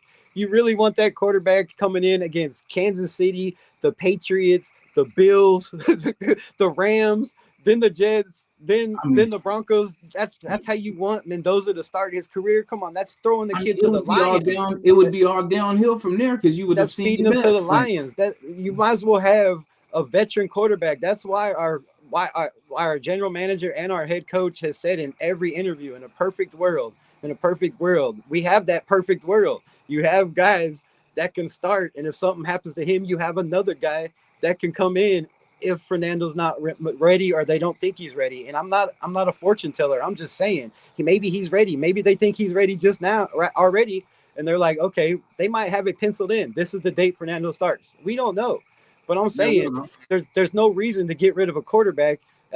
2 years ago, there was 61 or 62 different starting quarterbacks in the NFL. The year before that, there was 47. Last year, it was in the 40s.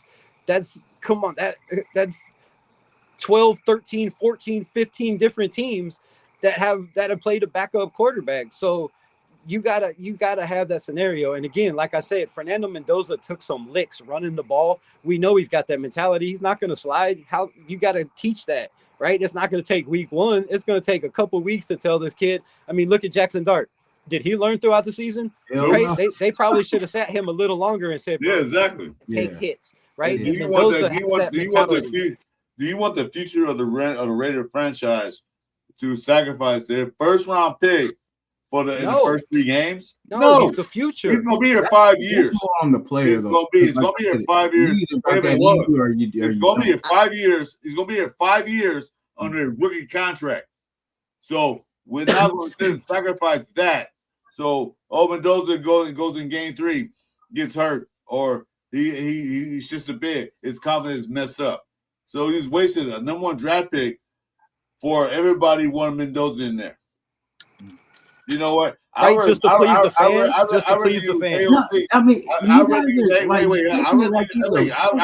AOC or something. Wait a minute, Jason. I'd rather use AOC as a father. Okay, you know, AOC, get out there. You're an experienced veteran in the NFL. You've been there 4 fucking years. Get out there and then win some games. This is what we're going to play. This playbook you're going to run.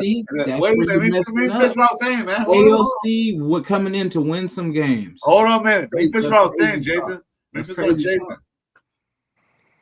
If Kubiak is so confident in AOC, that's why he mentioned his name. I only mention his name because he said his name Oh my doesn't God! mean he loves that kid. He's got to say that. You gonna let me finish what I'm saying? He don't first? have like, to. oh, AOC, Nobody yeah. asked him about AOC. Jason, He let me brought finish that what I was up. saying first. Let me finish, man. You cut me off.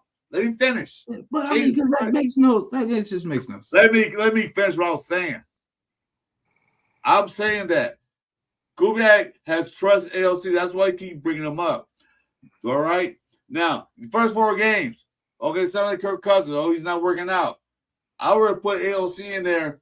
Okay, go ahead and do this because Kubiak knows how to coach these quarterbacks. Donald wasn't running quarterback.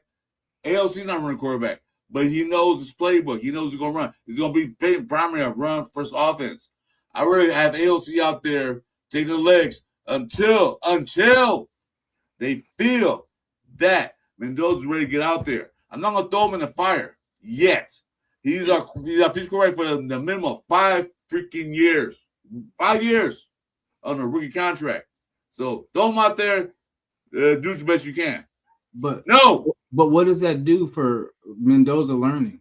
Like, what does that do for him? He's learning as he goes. What did it do for Aaron? What did it do for Aaron Rodgers sitting behind? What did it do for Aaron Rodgers? What did it do for Patrick Mahomes? What did it do for those guys sitting and learning? Exactly. What did it do for them? It made them MVP Super Bowl players. I mean, you guys are saying wait. How many first round? The first game. I'm saying he should sit. How many first round picks that start right away win a Super Bowl? How many first round picks that sit for a year win a Super Bowl? No, it's astronomical difference. There's no way. They possibly could. And we don't know. We know no one sense. thing. Everybody knows one thing. Tom Brady is still the minority owner. He is still the loudest voice in that room. And if he says Mendoza's not playing this year, Mendoza's not playing this year. No, he's not. But it doesn't matter what Spytech thinks. I'm sure Tom Brady and Mark Davis is going to go with whatever Tom Brady says. So if Tom Brady says this kid does not get in a game this year, no matter what, this is what I want, and I want to develop him. I want to be able to however he's going to do it, talk to him on Zoom meetings after the game, before the game, whatever. But if Tom Brady thinks that he's not playing week 1, no matter how much Raider Nation yells and screams or riots or holds up signs, the kid's not going to play. I said he should sit, but I'm saying they're not going to skip over him to go to AOC. If they think he should sit for a whole year and learn and he's not ready, Mendoza's not going for that. Why put him in there if he's not ready? It makes no sense. Oh, no, the hell he doesn't. Like, he has to learn that damn playbook, which is May. We have until September. It's not the playbook. We have until September, bro. Like, that's plenty of time. Come on now. We're talking about this. It's not the playbook that he has to learn. It's not the playbook. Playbook's easy. He's a smart. He's acting like he's a dummy. This is the number. No, it's not the playbook. You're talking about the experience against these defenses, against the speed of the game, against that. It's not the playbook. Anybody gonna learn a playbook. Even David Clark gonna learn a playbook. So what? Right? But the speed of the game. We're built to run the ball. We're not the same team that we were before the prior year. We can run. We're Jacoby Brissett knows the playbook. Gino knows the playbook. The defensive schemes compared to college defensive schemes are a whole lot different in the NFL. These guys are bigger. These guys are faster. So AOC is the answer. That's what we're saying. AOC, no, this is the problem. People just think because you mentioned AOC, everybody thinks he's the fucking future. No, he's the backup. He's going to be a backup. He's not the answer. He's the answer until somebody's ready. He might be the answer. Who knows? He might be the answer for a game, a half a game, a quarter of a game, but he's probably going to be the bridge just like Kirk Cousins. Nobody's saying he's the future, and let's let him go out and see if he can win 10 games. And now everybody's going to be like, oh, let's start Aiden O'Connell. That's never going to happen, bro. Even if he goes undefeated, if he comes in a game 4 and goes undefeated, he's still going to be the backup or probably be traded. It doesn't matter. Look, AOC never got a fair shot. When AP took over for Idiot, he had AOC in there. And what did he do? He won some games for him with a better team then.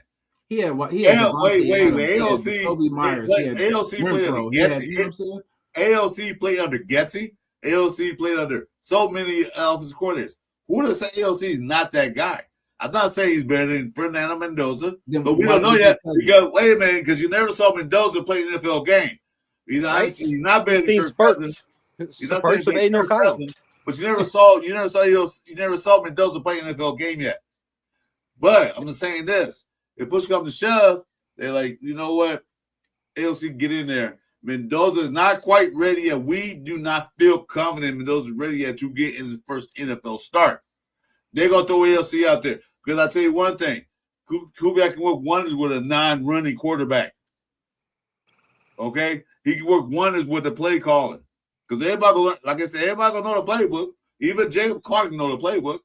It's not the playbook that bothers me. It's the AOC seeing the defenses out there. He's seen the NFL. He's seen how fast they are. He's seen how strong they are. You know, you compare. He's the chief Mendoza, killer. you say Mendoza at Ohio State got knocked out. Yeah, that's fine. But remember that's college. This is pros. These are the best of the best. We never seen Mike Washington play in the NFL either. So, you know what I mean? We can say that about everybody. We've never seen none of them. Well, running backs, of course, as a whole. Running back's a different thing. They're different. It's different. You got guys blocking in front of you. You got to know where to hit the hole. You don't have the whole entire team on your shoulders. You have the offensive line. You have to know everybody's job, the defensive job. As a running back, come on, you don't have to know. You got to know, but you don't have to know. You don't have to know the playbook like he does. You not have to be involved. You don't have to know every little thing on the defense, every little move. You know, as a running back, it's a run play. This is where your hole's supposed to be, and if it's not there, you find another one. Yeah, run backs, of course, two different things. And you get all that with reps. Like you don't get that from watching somebody. You know what I'm saying? Like, because I mean, even if you're on the sideline watching, you're itching to play because you know that I need to feel this. I need to feel these reps. I can't just learn from just watching somebody throw a ball. I need to feel my own timing. I need to feel my own rhythm. Like it's gonna take him and he's not the type to just sit there and like, bro, he's gonna outwork AOC. That's not even an issue, bro. Like that's what I'm saying. Like there's so much stuff that he can do that AOC just doesn't have that. Like, you know what I'm saying?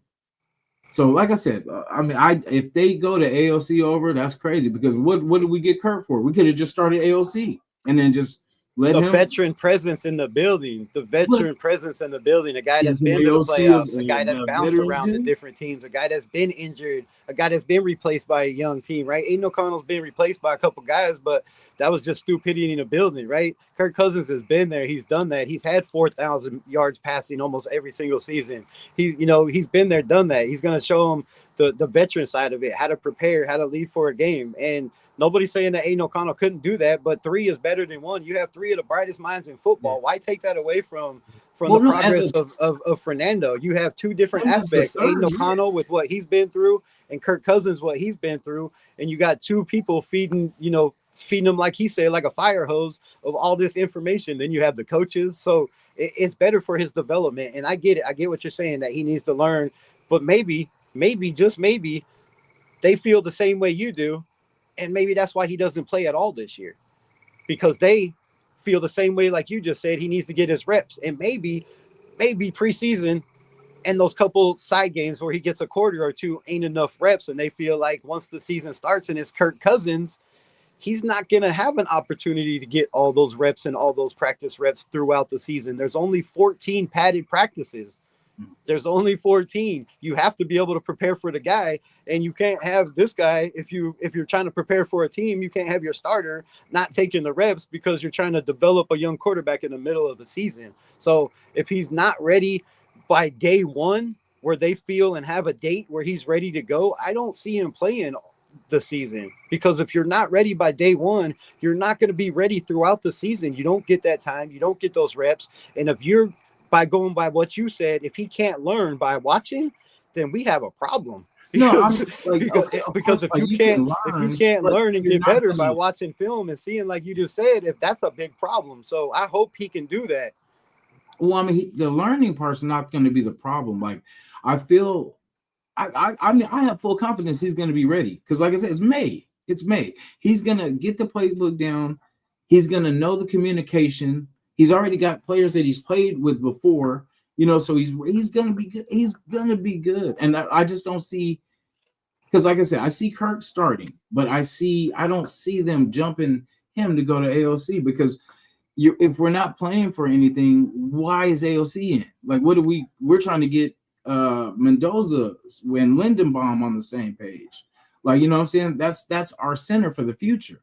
So why would we waste time with AOC when technically we're not playing for anything this year anyway? So let's let him learn. Just let him take his hits this year, so that way next year he can come into his second season. We don't know what we're playing for this year. What if they come out hot right out the gate, come out 4-0, and surprise the whole world? I mean, look at that schedule. We got Miami, we got two divisions, and the Saints. Like, there's nobody saying that if this team is firing on all cylinders through the preseason, if they can't come out and win all 4 of those games and shock everybody with Kirk Cousins or shit. We don't know. Like I said, maybe Aiden O'Connell he looked pretty damn good out there rolling around, throwing passes just as good as Kurt. I thought his footwork was better. His release looked pretty damn good. So if there's a true competition, we're just assuming that Kirk's going to be that guy, right? They keep saying, may the best man win. There's a competition. So, and it could be Mendoza, right? Maybe Mendoza. Hey, but you know, it might be Jim Clark out there. And both of those guys are, right?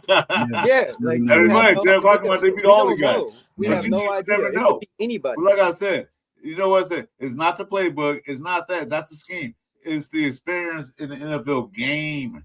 Once you know the experience that, you have to get that. Okay. Wait a minute, Jason. Geez, you want to say something? You cut me off. Well, every time, you gotta look at the experience point after. Yeah, you're gonna learn that in preseason. Right. But remember, preseason, they don't play at full speed. Preseason's not going to teach you real live speed. That's people trying to, you got a mix of everything, like young players trying to play I'm just not going to talk. They've never played in the NFL. I'm not going to talk. Say something, you're just coming right off. So I'm not going to because there's no point, because that's not a valid point. Because it doesn't really. I wouldn't even finish my point yet. How you know it's not valid? I didn't even finish my point yet. How you know it's not valid? I didn't even finish what I was saying before you cut me off, so I'm just gonna let you guys talk. Well, no, I'm just saying because that still makes no sense. Well, I was just saying too, but I got cut off. So it's not a valid point. It's not what we want to hear. It's not valid. I'm done. If it's not what we want to hear, have a good night. Valid. Jason will let me talk, so you guys have a good night. I was trying to finish making a point, but my point was okay. Make your point. I'm done. I'm done. Go ahead, guys. Talk. You're an AOC hater. That's good. I love AOC. You're acting like anybody that knows me. I love AOC, but I'm not going to put AOC over Mendoza. I'm not going to do that. That's what I'm not going to do. You know what I mean? Because like I said, I love anybody that knows me. I have a lot of love for AOC, but I see him as our third quarterback now. You know what I mean? But that's just how, and that's fine. That's just an opinion, but we don't know how they see him. Look, I'm going to say one thing. I mean, anybody just watch them play. Wait. Can I finish? Can I finish?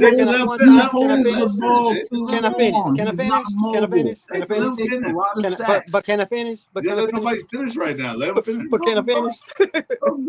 I mean, you said he's gonna. AOC is the next coming of Tom Brady, and he's that's what I'm saying. That's what I'm saying. You're hearing people saying AOC's an MVP. We're talking about him being the backup quarterback and a rookie. It's the point that you guys are saying that because third string until he said some nice words about nobody said he's Tom Brady, a piece of shit or something like he's supposed to say, "Oh, AOC sucks."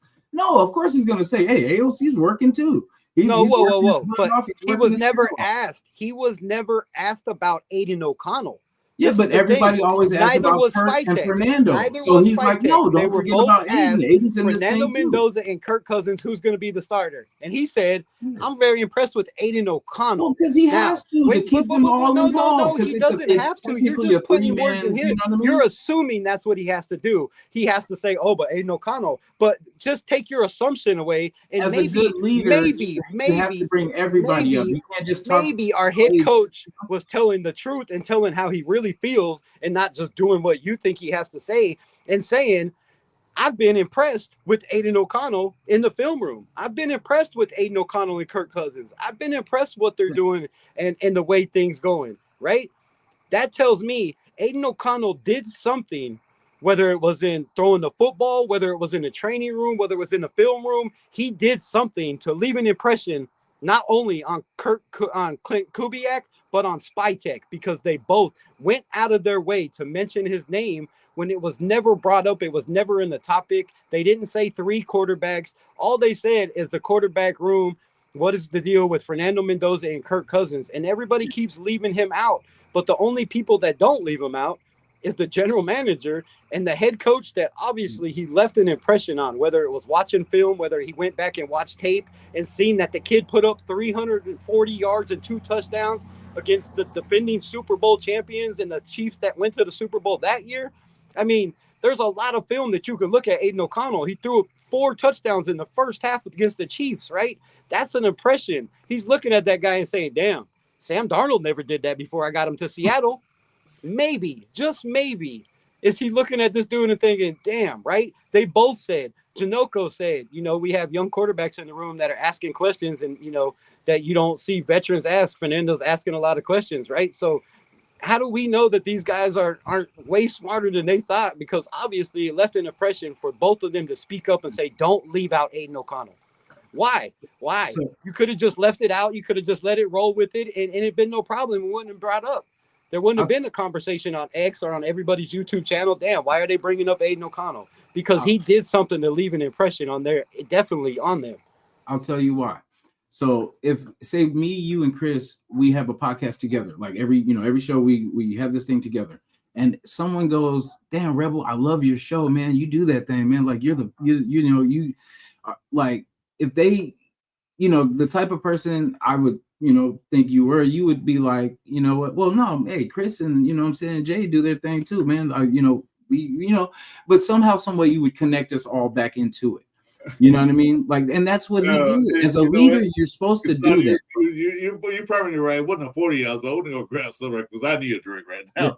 but like as a leader, like you're not. So if someone's saying just talking about 2 of your players, right? Aren't you going to speak up for your other guy? Like, hey, don't count him out, man. He's been working hard and can't. Okay, I'm gonna say one thing. I'm gonna say one thing. You know what? Kubiak's a non-BS person. No. I'm gonna say one thing about that, Jason. Either Kubiak is marking up Aiden O'Connell so he can get a team to look into him or a trade. Yes, that could be a possibility too. Hopefully, it's not because I don't want to have 2 rookies and a backup behind Kirk Cousins. I mean, it's both, because if you can get a draft pick for AOC, of course you're going to try to, because you're going to lose him at the end of this year, unless you re-sign him or whatever. So of course they're going to say, they're not going to call him a piece of shit. Like they're not going to say, what did Kubiak say? He said I'm very impressed with Aiden O'Connell, and I see a lot to work with this quarterback. But I'm saying though, I see a lot to work with. That means he's feeling like, damn, I'm going to work with this young man because he's going to be around for a minute. Kirk Cousins ain't going to be here, and we need 2 quarterbacks in the building. So I got a lot to work with, right? I got a future. I got a number 1 pick, the future, and then I got this dude that could step in at any given time and win us games and carry a team because he's already shown he can do it. He showed he could do it as a rookie in a 4th round pick. Yeah. Only thing I'm saying, Jason, don't be surprised after OTAs and preseason and all that stuff. Don't be surprised if Aiden O'Connell becomes the number 2 quarterback. And Mendoza is he'll be traded before he's the number 2 quarterback. I'll tell you that. What? Well, like I said, let it play out. I was gonna say, I'll stand by. I was saying, don't be surprised. Don't be surprised if that happens. Don't be surprised if he's not here. And you know what? We've had Mo Moton, we've had your boy Q, we've had Vinny Bonsignon, we've had every one of those dudes say for the last 3 years, Aiden O'Connell won't be here next year. Aiden O'Connell won't be here next year. We had Mitchell Reyes trying to get this dude traded. Every live he does 8 times a day talking about Aiden O'Connell is just a backup and he'll never be a starter in the NFL. But Aiden O'Connell still sticks around. He still comes in. He still does what he needs to do whenever he's asked to do. And that goes a long way in the NFL. I think the hate that the fans have for him is the reason the Raiders are going to keep him around because they're like, man, y'all could keep hating on this kid. And anytime we need him, he's going to come in and just keep closing mouths like he's done every time he's gotten the game. Aiden O'Connell's a recontract, man. So why get rid of him? He's not like old Wally veteran like Minshew $11 a year. So why not keep him around for his player? And then if it works out doing next year, see how it goes. Because like you said, a lot of teams lost their quarterbacks during mid-season and all that stuff. So Aiden O'Connell might be that guy. Hey, you need a quarterback. Aiden O'Connell sitting back here. Yep. That's why I feel he wouldn't be our second because they would keep him at that 3rd status just in case we do trade him because then we wouldn't lose that You know what I mean? We wouldn't lose that much. Only thing I'm saying is don't be surprised if If they run with 3 quarterbacks this year. Don't be surprised if you say, you know what? Yeah, no, because they can change the emergency quarterback, number 2 quarterback week by week. They can always change it around. I have him permanently as 3rd. You know what I mean? That's I see him as 3rd because I really don't see them getting rid of him because like literally that's where everybody has him because they feel like Mendoza should just be that guy because he was drafted number 1. But we're not thinking about the coaching staff. He's just let me finish the game. Like, look, we're not thinking about the coaching staff that's making people earn their shield on their helmet. Right, we're not thinking about a coaching staff that's making people, not just the team, but Max Crosby, a veteran for 8 years, Colton Miller, earn his shield. And you're acting like they should just put him out there because he's the number 1 pick and no, he's gonna earn it. No, it's not. I'm not saying because of where he got drafted. The kid is he's a different character, bro. He's gonna earn it, and he's not gonna let nobody stand in his way. Like Kirk is lucky because he's a veteran, but he could, like it's May. Like I said, I want to see. We'll fast forward to August and see what the talk is. You know what I mean? Because we all think that as Raider fans, but there's a lot of people all over the world that think this dude is going to be a bust and he's not even going to make it in the NFL. I mean, I can't listen to idiots. You know what I'm saying? Like the dude, he's got it, bro. He's got everything you need. He just needs the opportunity. But there's been plenty of quararters in the NFL that's had everything you need. I can't vouch for him. One wrong play or one bad move. I'm not vouching for other people. I'm put this out there. Aiden Collins making $3 million a year. $3 million a year. Money shouldn't matter in this situation. It does. So, again, damn it, dude. Damn, man. Money, I'm tired of hearing everybody talking about, you know what? Hold up. It shouldn't matter about the. Let me say this one thing, Jason. Let me finish what I was saying. He's making $3 million a year, right? They're not going to get rid of him right now. They're making that little bit of money. That's all I'm saying. Money does matter because they're paying 2 quarterbacks for the next 2 years. Gee, you left? What just happened? No, I was trying to say something. He cut me off. You left. Just to get back in there. Did you just mute yourself? No, I mean for once. That's one thing right because he cut me off as soon as I said something. I'm just trying to tell you that they got 2 ring quarterbacks. Huh? No, I just want to say something because he's going to say something. He cut me off. Let me finish this. They got 2 rookie quarterbacks on their 3 now on their deal. So they're not going to get rid of these guys because then the quarterbacks they paying for, Aiden Collins making $3 million. Kirk Cousins making $1 million. Jacob Clark's making $800,000. So they're not paying for quarterbacks. So they're not paying for any quarterbacks. Money wise, they're sitting pretty.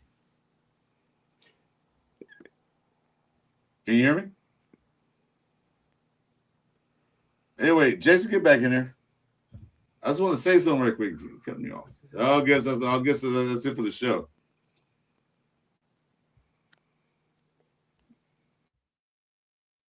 Anyway, so I tell you what, only thing I was saying is that don't be surprised if it'll come with number 2 in the first part of the season. He probably move back down to 3 later in the part of the season. I don't think it'll be permanent. It depends who they play. If they see a team they playing with a tough defense, and they don't think that Mendoza's ready for this team coming like all these tough Denver, Buffalo Bills, all these tough defense, even Kansas City have tough defense. If they don't feel he's ready to go out there against the tough defense yet, they're not going to put him out there to suffer. They're going to wait and see. Tom Brady said it. They're not put him out there. Why throw him into the fire? Dang it, Jason. Why'd you leave?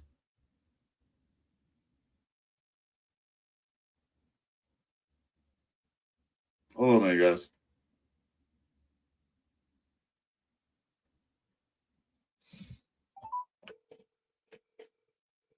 Anyway, I don't know what happened. Got cut off or he left. But anyway, so Rebel left too. So I don't know, man. This ain't no controversy, man. It's not a controversy. But anyway, guys, that's the show, I guess.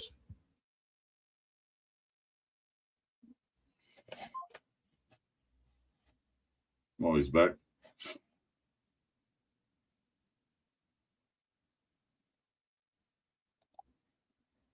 You ready to come in?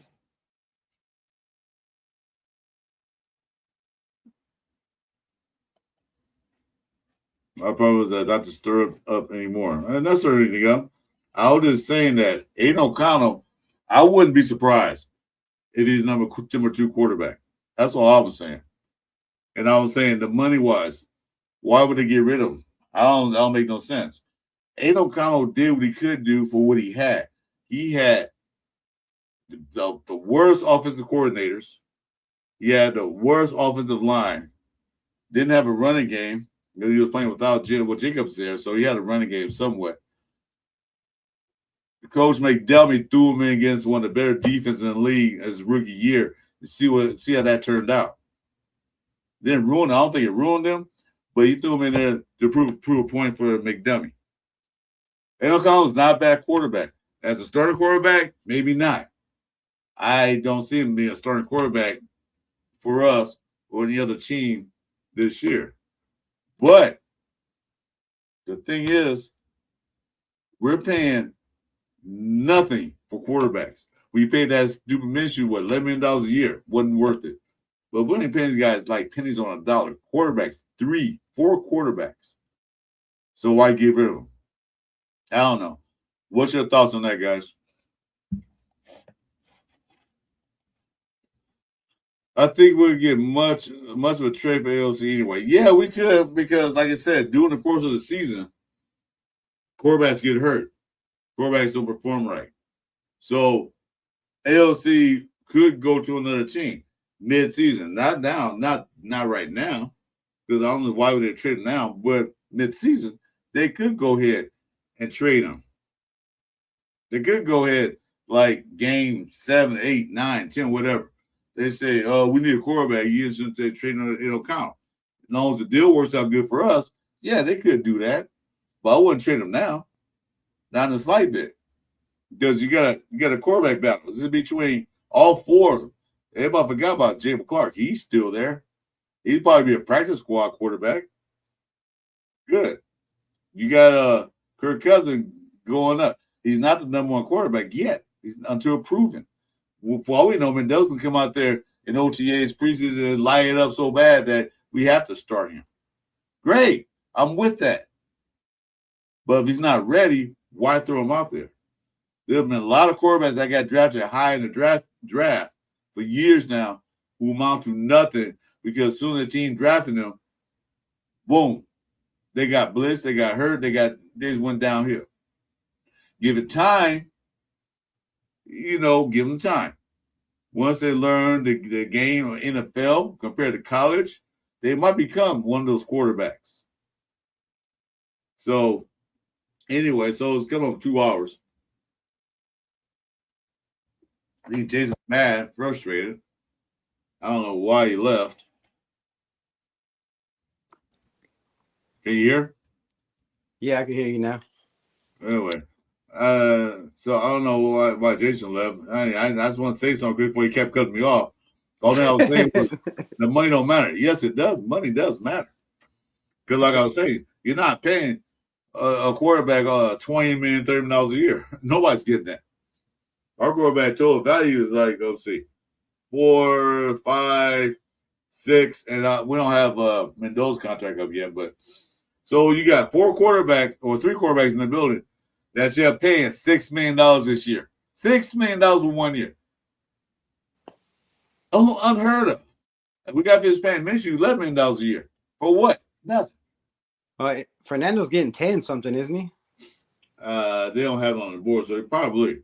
So it'll be around 10. It'll be around 10. But my thing is, if the money doesn't matter, then why the hell do we start Gardner Minshew over Aiden O'Connell, who ended the season on a hot streak? Exactly. If money doesn't matter, why the hell did we play Geno Smith through the whole entire season and not take him out after, back-to-back three interception games? Like, if money doesn't matter, come on, it's all about the money. So we say Mendoza getting 10. So yeah. I'm looking at what? Let's see, 5. So $6 million. The smartest $16 million for 4 quarterbacks. Unfreaking heard of. And probably the smartest quarterback room in the NFL. I mean, I agree with that. The intelligence in the building between all three of them, like it's ridiculous. So yeah, I don't know why everybody wants to get so upset and get crazy when you mention Aiden O'Connell's names, bro. It just sets people off. Like it's crazy, but yeah, but it doesn't really matter. And I just feel like if you're looking at this team and we don't know what Kirk Cousins is going to be, right? We don't know if he's going to be the Kirk Cousins, Kirk change, which I'm sure those times are way past him. He's 38 years old. I mean, Chris Sims did his quarterback drop. I broke it down yesterday, right? And he has Kirk Cousins ranked the 34th best quarterback in the NFL. 34. There's only 32 teams. You know where he has Fernando Mendoza ranked? What? 33. Well, it's Chris Sims. Yeah, but guess what? Last year, when Chris Sims, and the year before when he does his quarterback rankings, if you go back and compare his rankings, they're pretty spot on every single year. When everybody else had Geno Smith, a top 5 and a top 10 quarterback in the NFL because of his completion percentage and whatever, like he's dual threat quarterback and all that garbage they were saying about Geno Smith. Phil Sims said, nah, bro, I got him as the 24th best quarterback in the league. Well, he finished way closer to 24 than he did to 5 or 10. You know what I mean? So like that, and he's like, bro, I was watching, Kirk Cousins last games last year, the last couple of games he played in. He looks slower, right? He's slower. He doesn't have the explosion in the hips to throw the ball down the field like he used to be able to. He doesn't have, right? Most quarterbacks have this motion where your arms out, right? And you're using all of it. Kirk Cousins, if you watch him throw, he comes down and up and around. It takes a while to get the ball out when you're doing that. You don't have the quickest release. So there's a lot of things with Kirk Cousins that if you're looking at it and going, there's going to be, there's a quarterback competition, then yeah, I could see putting Fernando Mendoza out there. I'm not arguing that he's more than likely the best quarterback in this room and will be by the start of the season. But we still have to look at Tom Brady. And like I said, when Tom Brady and Spytek and Clint Kubiak all believe that, you should sit and pay your dues, right? Pay your dues. This is the NFL. This is a respect league, right? And we keep hearing them talk about Kirk Cousins has earned the right to take first team snaps. Fernando Mendoza hasn't earned shit. I don't put it past them to start Fernando. I mean, if Mendoza go out there and ball his ass out, all right, let's start him, whatever. But like you said, he still has to learn the game, not the playbook. The playbook for him probably easy because he was going to Yale and he went to Cal Berkeley, one of the top 10 think tanks in school. So he's no dummy. You don't learn a playbook. It's the point of going out there and learning the NFL game compared to the college game. You learn the defenses because he's going to see a lot of different defenses. As soon as the defense see a rookie quarterback they're like, oh, rookie, let's run these certain stunts. Let's run that. Let's confuse him until we got a chance to play like that. But I understand what Jason was saying. You have to learn his lumps. But one thing I don't want them to do is get like the rest of these NFL quarterbacks that happen to them all past. You can look at the history of the NFL quarterbacks in the drafts. Not all of them make it good. They get their lumps. Look at Caleb Williams last year. He did learn his lumps, but he looked damn near awful out there. How many times have you seen that? I can't count the number of times that I watched on film. And again, I watched every single snap that he took last year, probably 4, 5, 6 times. So watching it, looking at it, you can't erase the fact that he still pats the ball, right? That's a problem in the NFL. It's a problem. You can't pat the ball before you throw every single time. It's going to take a minute to get that out of him as well, right? So when you have tendencies like that, and then if you watch the film, there are plenty of times, and people want to say, because it's Raider Nation and it's their quarterback and he's the number one, they don't want to look at, what people are bringing out that are facts just because it's hate on them, and they think they're hating because they're telling the truth and that's their honest opinion. But more than not, plenty of times I've seen him drop his eyes, right? There's plenty of plays where when the pressure is coming, he does this. Like there was many times where he folded up and didn't run, right? Just didn't know what to do. Was like, oh shit, I'm about to get hit.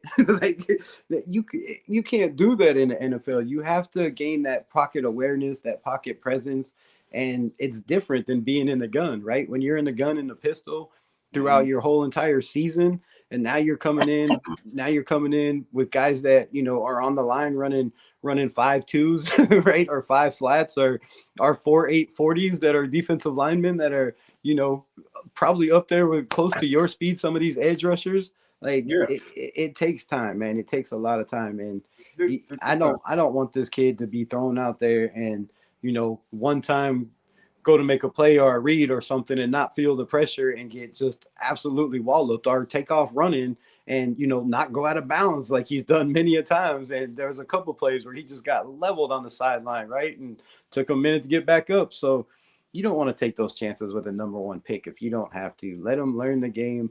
Let him learn what Jackson Dart couldn't do, right? What he couldn't learn is you got to slide. You can't just think he's got that mentality at 6'5" that he's bigger than most guys trying to tackle him. So he's like, man, I don't have no problem trying to run. A number one pick that you could have traded back and got a whole bunch of guys. You don't want to take that chance on. You're betting on him in the future. Like I said, you got him for 5 years at least. You got him for 5 years. Minimum. You're going to build something around him. They're going to see this year, okay, well, we need this now for next year.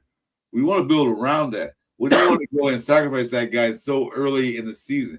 Me personally, if they think that he's not ready, okay, he's not ready. Number one pick. Well, number one pick always should. Yeah, that's not always the case because I've seen a lot of number one picks and the top 5 picks, quarterbacks don't do anything in NFL.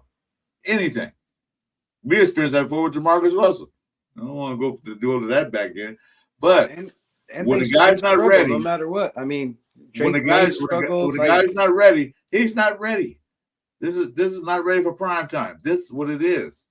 You know what? I know he needs to learn. We'll put him out there.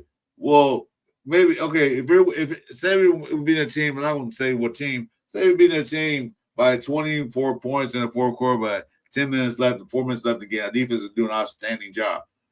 Okay. Throw him out there then with the ones. Throw him out there. Let him get ready that way. But not the fourth game of the season. I would rather throw Aiden O'Connell out there as a fodder. If you're trying to win this game, my best chance to win the game is with Aiden O'Connell, who has played in NFL games before. That's all I'm saying. And has beat good NFL teams, right? And we mentioned Mike Washington, and you mentioned Mike Washington, Ashton Jeanty, Roman Hemby, Connor Hayward, right? Dylan Labe, whoever it's going to be. Some of those guys is going to be right. At least 3 of them minimum, probably 4. But you have this running game, and then you have a dude that in Aiden O'Connell that is 6-1 and should be 7-0 when the team rushes for 100 yards. So he can be that game manager that come in and doesn't turn the ball over a lot, right? He doesn't try to press it downfield, right? He's fine if you move him off his spot. He can still make plays. So, yeah, it just, you got to have that insurance piece in the NFL. Now, don't get me wrong. If we come out in the preseason and this offensive line is giving up no pressures and no sacks, right? And we're running the ball for, 200 yards in the preseason with every running back that we got's getting, big chunks and big gains, and our defense is lights out, then okay, yeah, throw the kid in there. Let's play him day one, right? But the way the schedule looks, man, we really got some tough road ahead. Some tough teams that are the playoff teams and the defense. I don't want out there like mess his confidence up. Like I said, Aiden O'Connell is the best thing we have as a backup because I think he's the best backup quarterback in the league right now. I rather have him than not have him. He's definitely top 5 for sure. I mean, there's got to be some good quarterbacks. With Chris Sims got Kirk Cochains ranked 34th in the NFL. Like that's rough. That's that's super rough. But you know, Well, he has reasons. He said, you know, his timing, his release isn't what it used to be, right? His eyes ain't what it used to be. A lot of those things ain't what it used to be. So if Chris Sims sees that, right, don't think Spytek, don't think Clint Kubiak, don't think Andrew Janoko aren't seeing the same thing and going, okay, man, like let's give Kurt the shot because he's earned that respect, right? But he said it himself. If I'm not the best guy out there, I don't want to play. Exactly. So maybe he realizes, damn, bro, like both of these quarterbacks are better than me, and I'll be just fine, you know, being that rah guy on the bench. But then you also have reports today where, you know, there was somebody that lined up wrong, and Kurt yelled at him, blah, blah, you know, something like loud, like like get your ass where you're supposed to be. You know what I mean? Like with authority, and dude got in the right place, and it ended up being a big play down the field. So that's what, you know, I heard from practice. I heard he also made a big play and was, you know, yelling and screaming like, yeah, that's why we do this, kind of like Geno Smith was doing at the kids' high school game. So, you know, he is a leader in that aspect and that rah guy. So yeah, I really don't care, man. I don't care if it's Kirk Cousins. I don't care if it's Aiden O'Connell. Again, I don't care if it's Jacob Clark or Fernando Mendoza. I just, like everybody else, you just want to see, right? You just want to see progress. You just want to see him get better. Exactly. But you also don't want to see him go out there and just leave a quarterback out there because his name is Kirk Cochains or because he was the first overall pick, right? You don't want to have to deal with that. We've dealt with that too many years. If he's the best quarterback and he gives you the best chance to win, then put him out there. If he's not, we done that because and go with the guys that give you the best chance. Because like I said, the way I'm looking at this offensive line right now, you have Trey Zune that he said today, Kubiak said today is going to play all positions. We're training this dude to play all positions. Yep. Right now he's at right tackle, but we would like to play all positions. You know what that tells me as a football fan for 51 years? I'm thinking, well, damn, if you could keep 8 offensive linemen or 9 instead of 10, that's one more spot. So you can keep 3 quarterbacks, right? Yeah. Because you know what I mean? If he can play guard, he can play a backup center, he can play all positions. That means we can like eliminate one of these offensive line guys, like you said, and have an extra spot open for another player. So they're working out things, and I'm just gonna finish wrap this up with Aiden O'Connell. You know what? I don't know if that they're trying to pump him to get a trade for or not, but me personally, I would not trade O'Connell because if anything happened to Kirk Cousins, you're gonna throw Mendoza out there. What's that of Mendoza? What you left with? Huh? Yep. What you left with? Yep. Nothing. You know, you left with Jacoby, or was Jacob? What his name is? Jacob Clark? Yep. I don't think so. He's a practice squad player. You left with what? That means then you got to go out there and spend some money to try to find another quarterback because we traded Aiden O'Connell, and now we have nobody. Yeah. Or the worst scenario is, you know, something happens, Kurt's not ready, he's not the guy, or you know, whatever happens, and then you don't feel like Mendoza's the guy. You traded Aiden O'Connell, and now you got to go waste a 5th round pick on a guy like Kenny Pickett that we did last year. Exactly. Exactly. And we've been doing that for many goddamn years. Yeah. Like, no, be prepared. Don't be scared. Don't be scared. Be prepared. Just have the quarterbacks in the building. Right? And have a guy that's going to learn the system through OTAs and not a guy you have to bring in like a Kenny Pickett in the middle of the season that don't know shit about the team, doesn't get to take any reps, any snaps, right? Like that, it just makes no sense, bro. If you want to be competitive and have the best chance to win, you have 3 quarterbacks. I mean, damn, the Cleveland Browns ran with 4 quarterbacks on their roster. 5, then they had 5 until Pickett, you know, they got rid of Pickett. But here, that's it. I'm not saying Aiden O'Connell will be the quarterback number 2. I'm not saying that. I don't know who's going to be quarterback number 2. Well, I know it could be Kirk Cousins be number quarterback 2 and Mendoza number 1. We don't know. We have yet to see. I'm just saying, though, don't be surprised if beginning of the season, Mendoza's emergency quarterback, Aiden O'Connell's number 2. Don't be surprised at that. Don't go, oh, my God, they dropped number 1. He should be like, no. You know, don't be surprised at that. because it will outrage a lot of fans. And what gets to me is that fans, number one pick, he should start right away. We had a discussion last week. What's his name? Chewy. That don't translate anything. Just so number one pick don't mean nothing. Only was the number one pick because of the best quarterback in the class. And we need a quarterback. And we got one for the future. Why ruin it now? Yep. Because really, I don't see a scenario if the Raiders were picking at 6 where they move up to get Fernando Mendoza at 1. Do you? Nope. I don't see that happening. Exactly. So that's what I'm saying. Like and if you listen to Spytek, when he was asked, when did you fall in love with Fernando Mendoza? He didn't say the national championship game with the iconic run that everybody has seen was all over social media and blew up with like billions and billions of hits, right?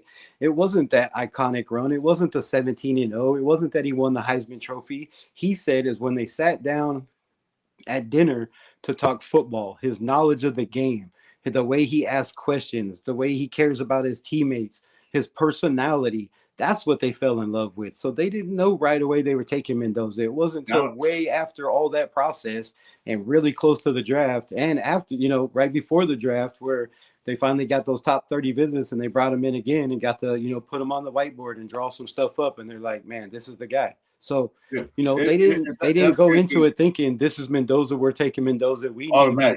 It wasn't automatic. It was they fell in love with the kid just like Raider Nation did. They had to go through all this. They knew this was going to take him after all that Heisman win and all the national championship, blah, blah. They didn't want to take him.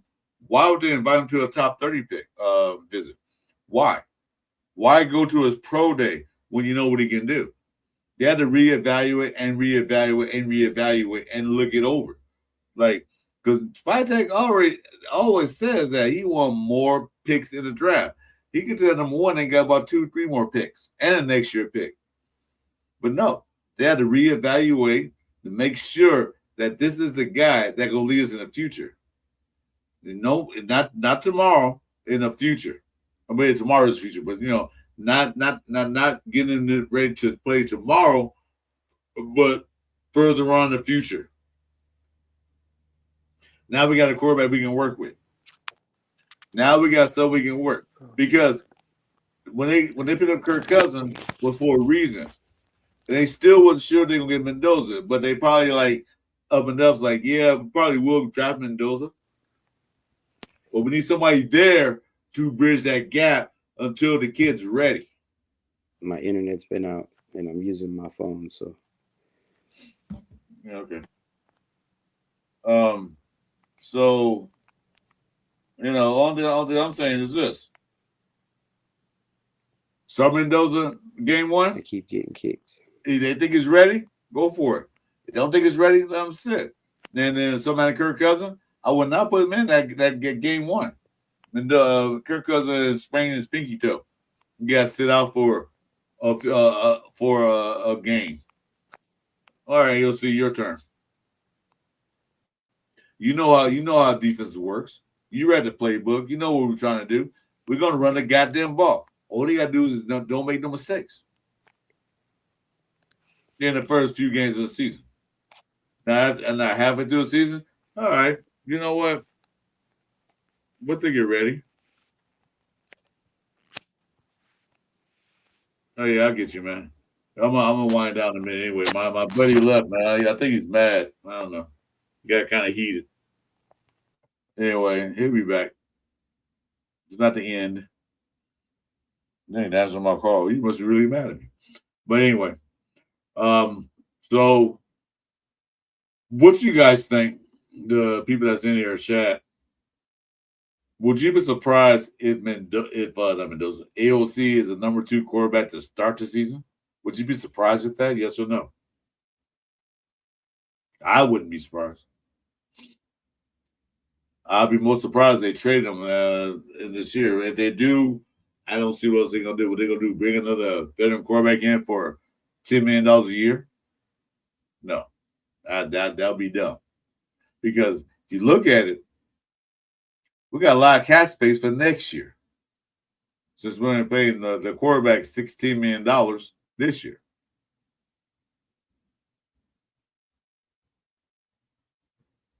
Anyway, guys, Rebel, I'm gonna go ahead and sign off. I'm you see, I told my buddy he's not talking to me right now. I don't know what happened. I just want to say one thing before he cut me off. But anyway, Jason, if you're watching, I'll talk to you later. Anyway, guys, this was a Cover 3 show, but now it's me by myself. I'm going to sign off. Stay tuned. We're going back to Tuesdays. Next Tuesday. This Tuesday we had that Bakersfield kind of wore me out.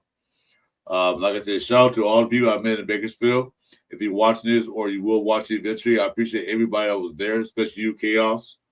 I love meeting new people, especially the Raider Nation guys, because one thing about that, we are a passionate fan base, and we are sick and tired of the Raiders being the Raiders they were the past 2 years. It's time for us to move up. It's time for us to get right. It's time to play better football. Because we saw last year, it's utterly complete garbage. I'm not paying them. I'm not paying money to see garbage. If that's the case, I'll go out in the field and watch some kids play football. It's not garbage they're playing. But I might as well go out there, like, go to a park and watch football. But it's more entertaining than what we had the last 2 years, 3 years, 4 years, 5 years, 20 years. You know? A pickup game. More entertaining than watching the Raiders in the last few years. I can't deal with that anymore.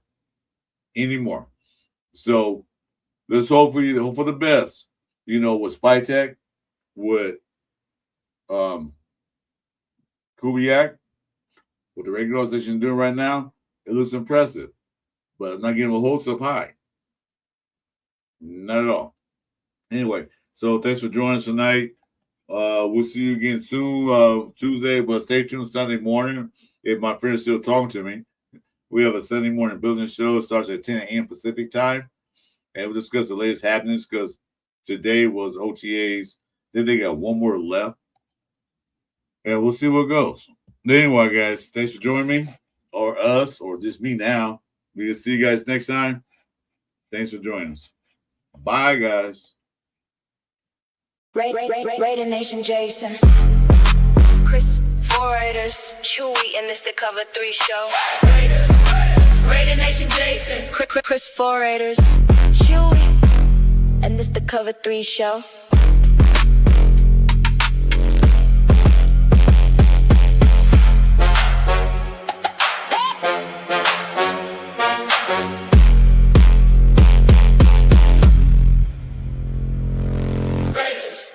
Raider Nation Jason, Chris, 4 Raiders, Chewy, and it's the Cover 3 show.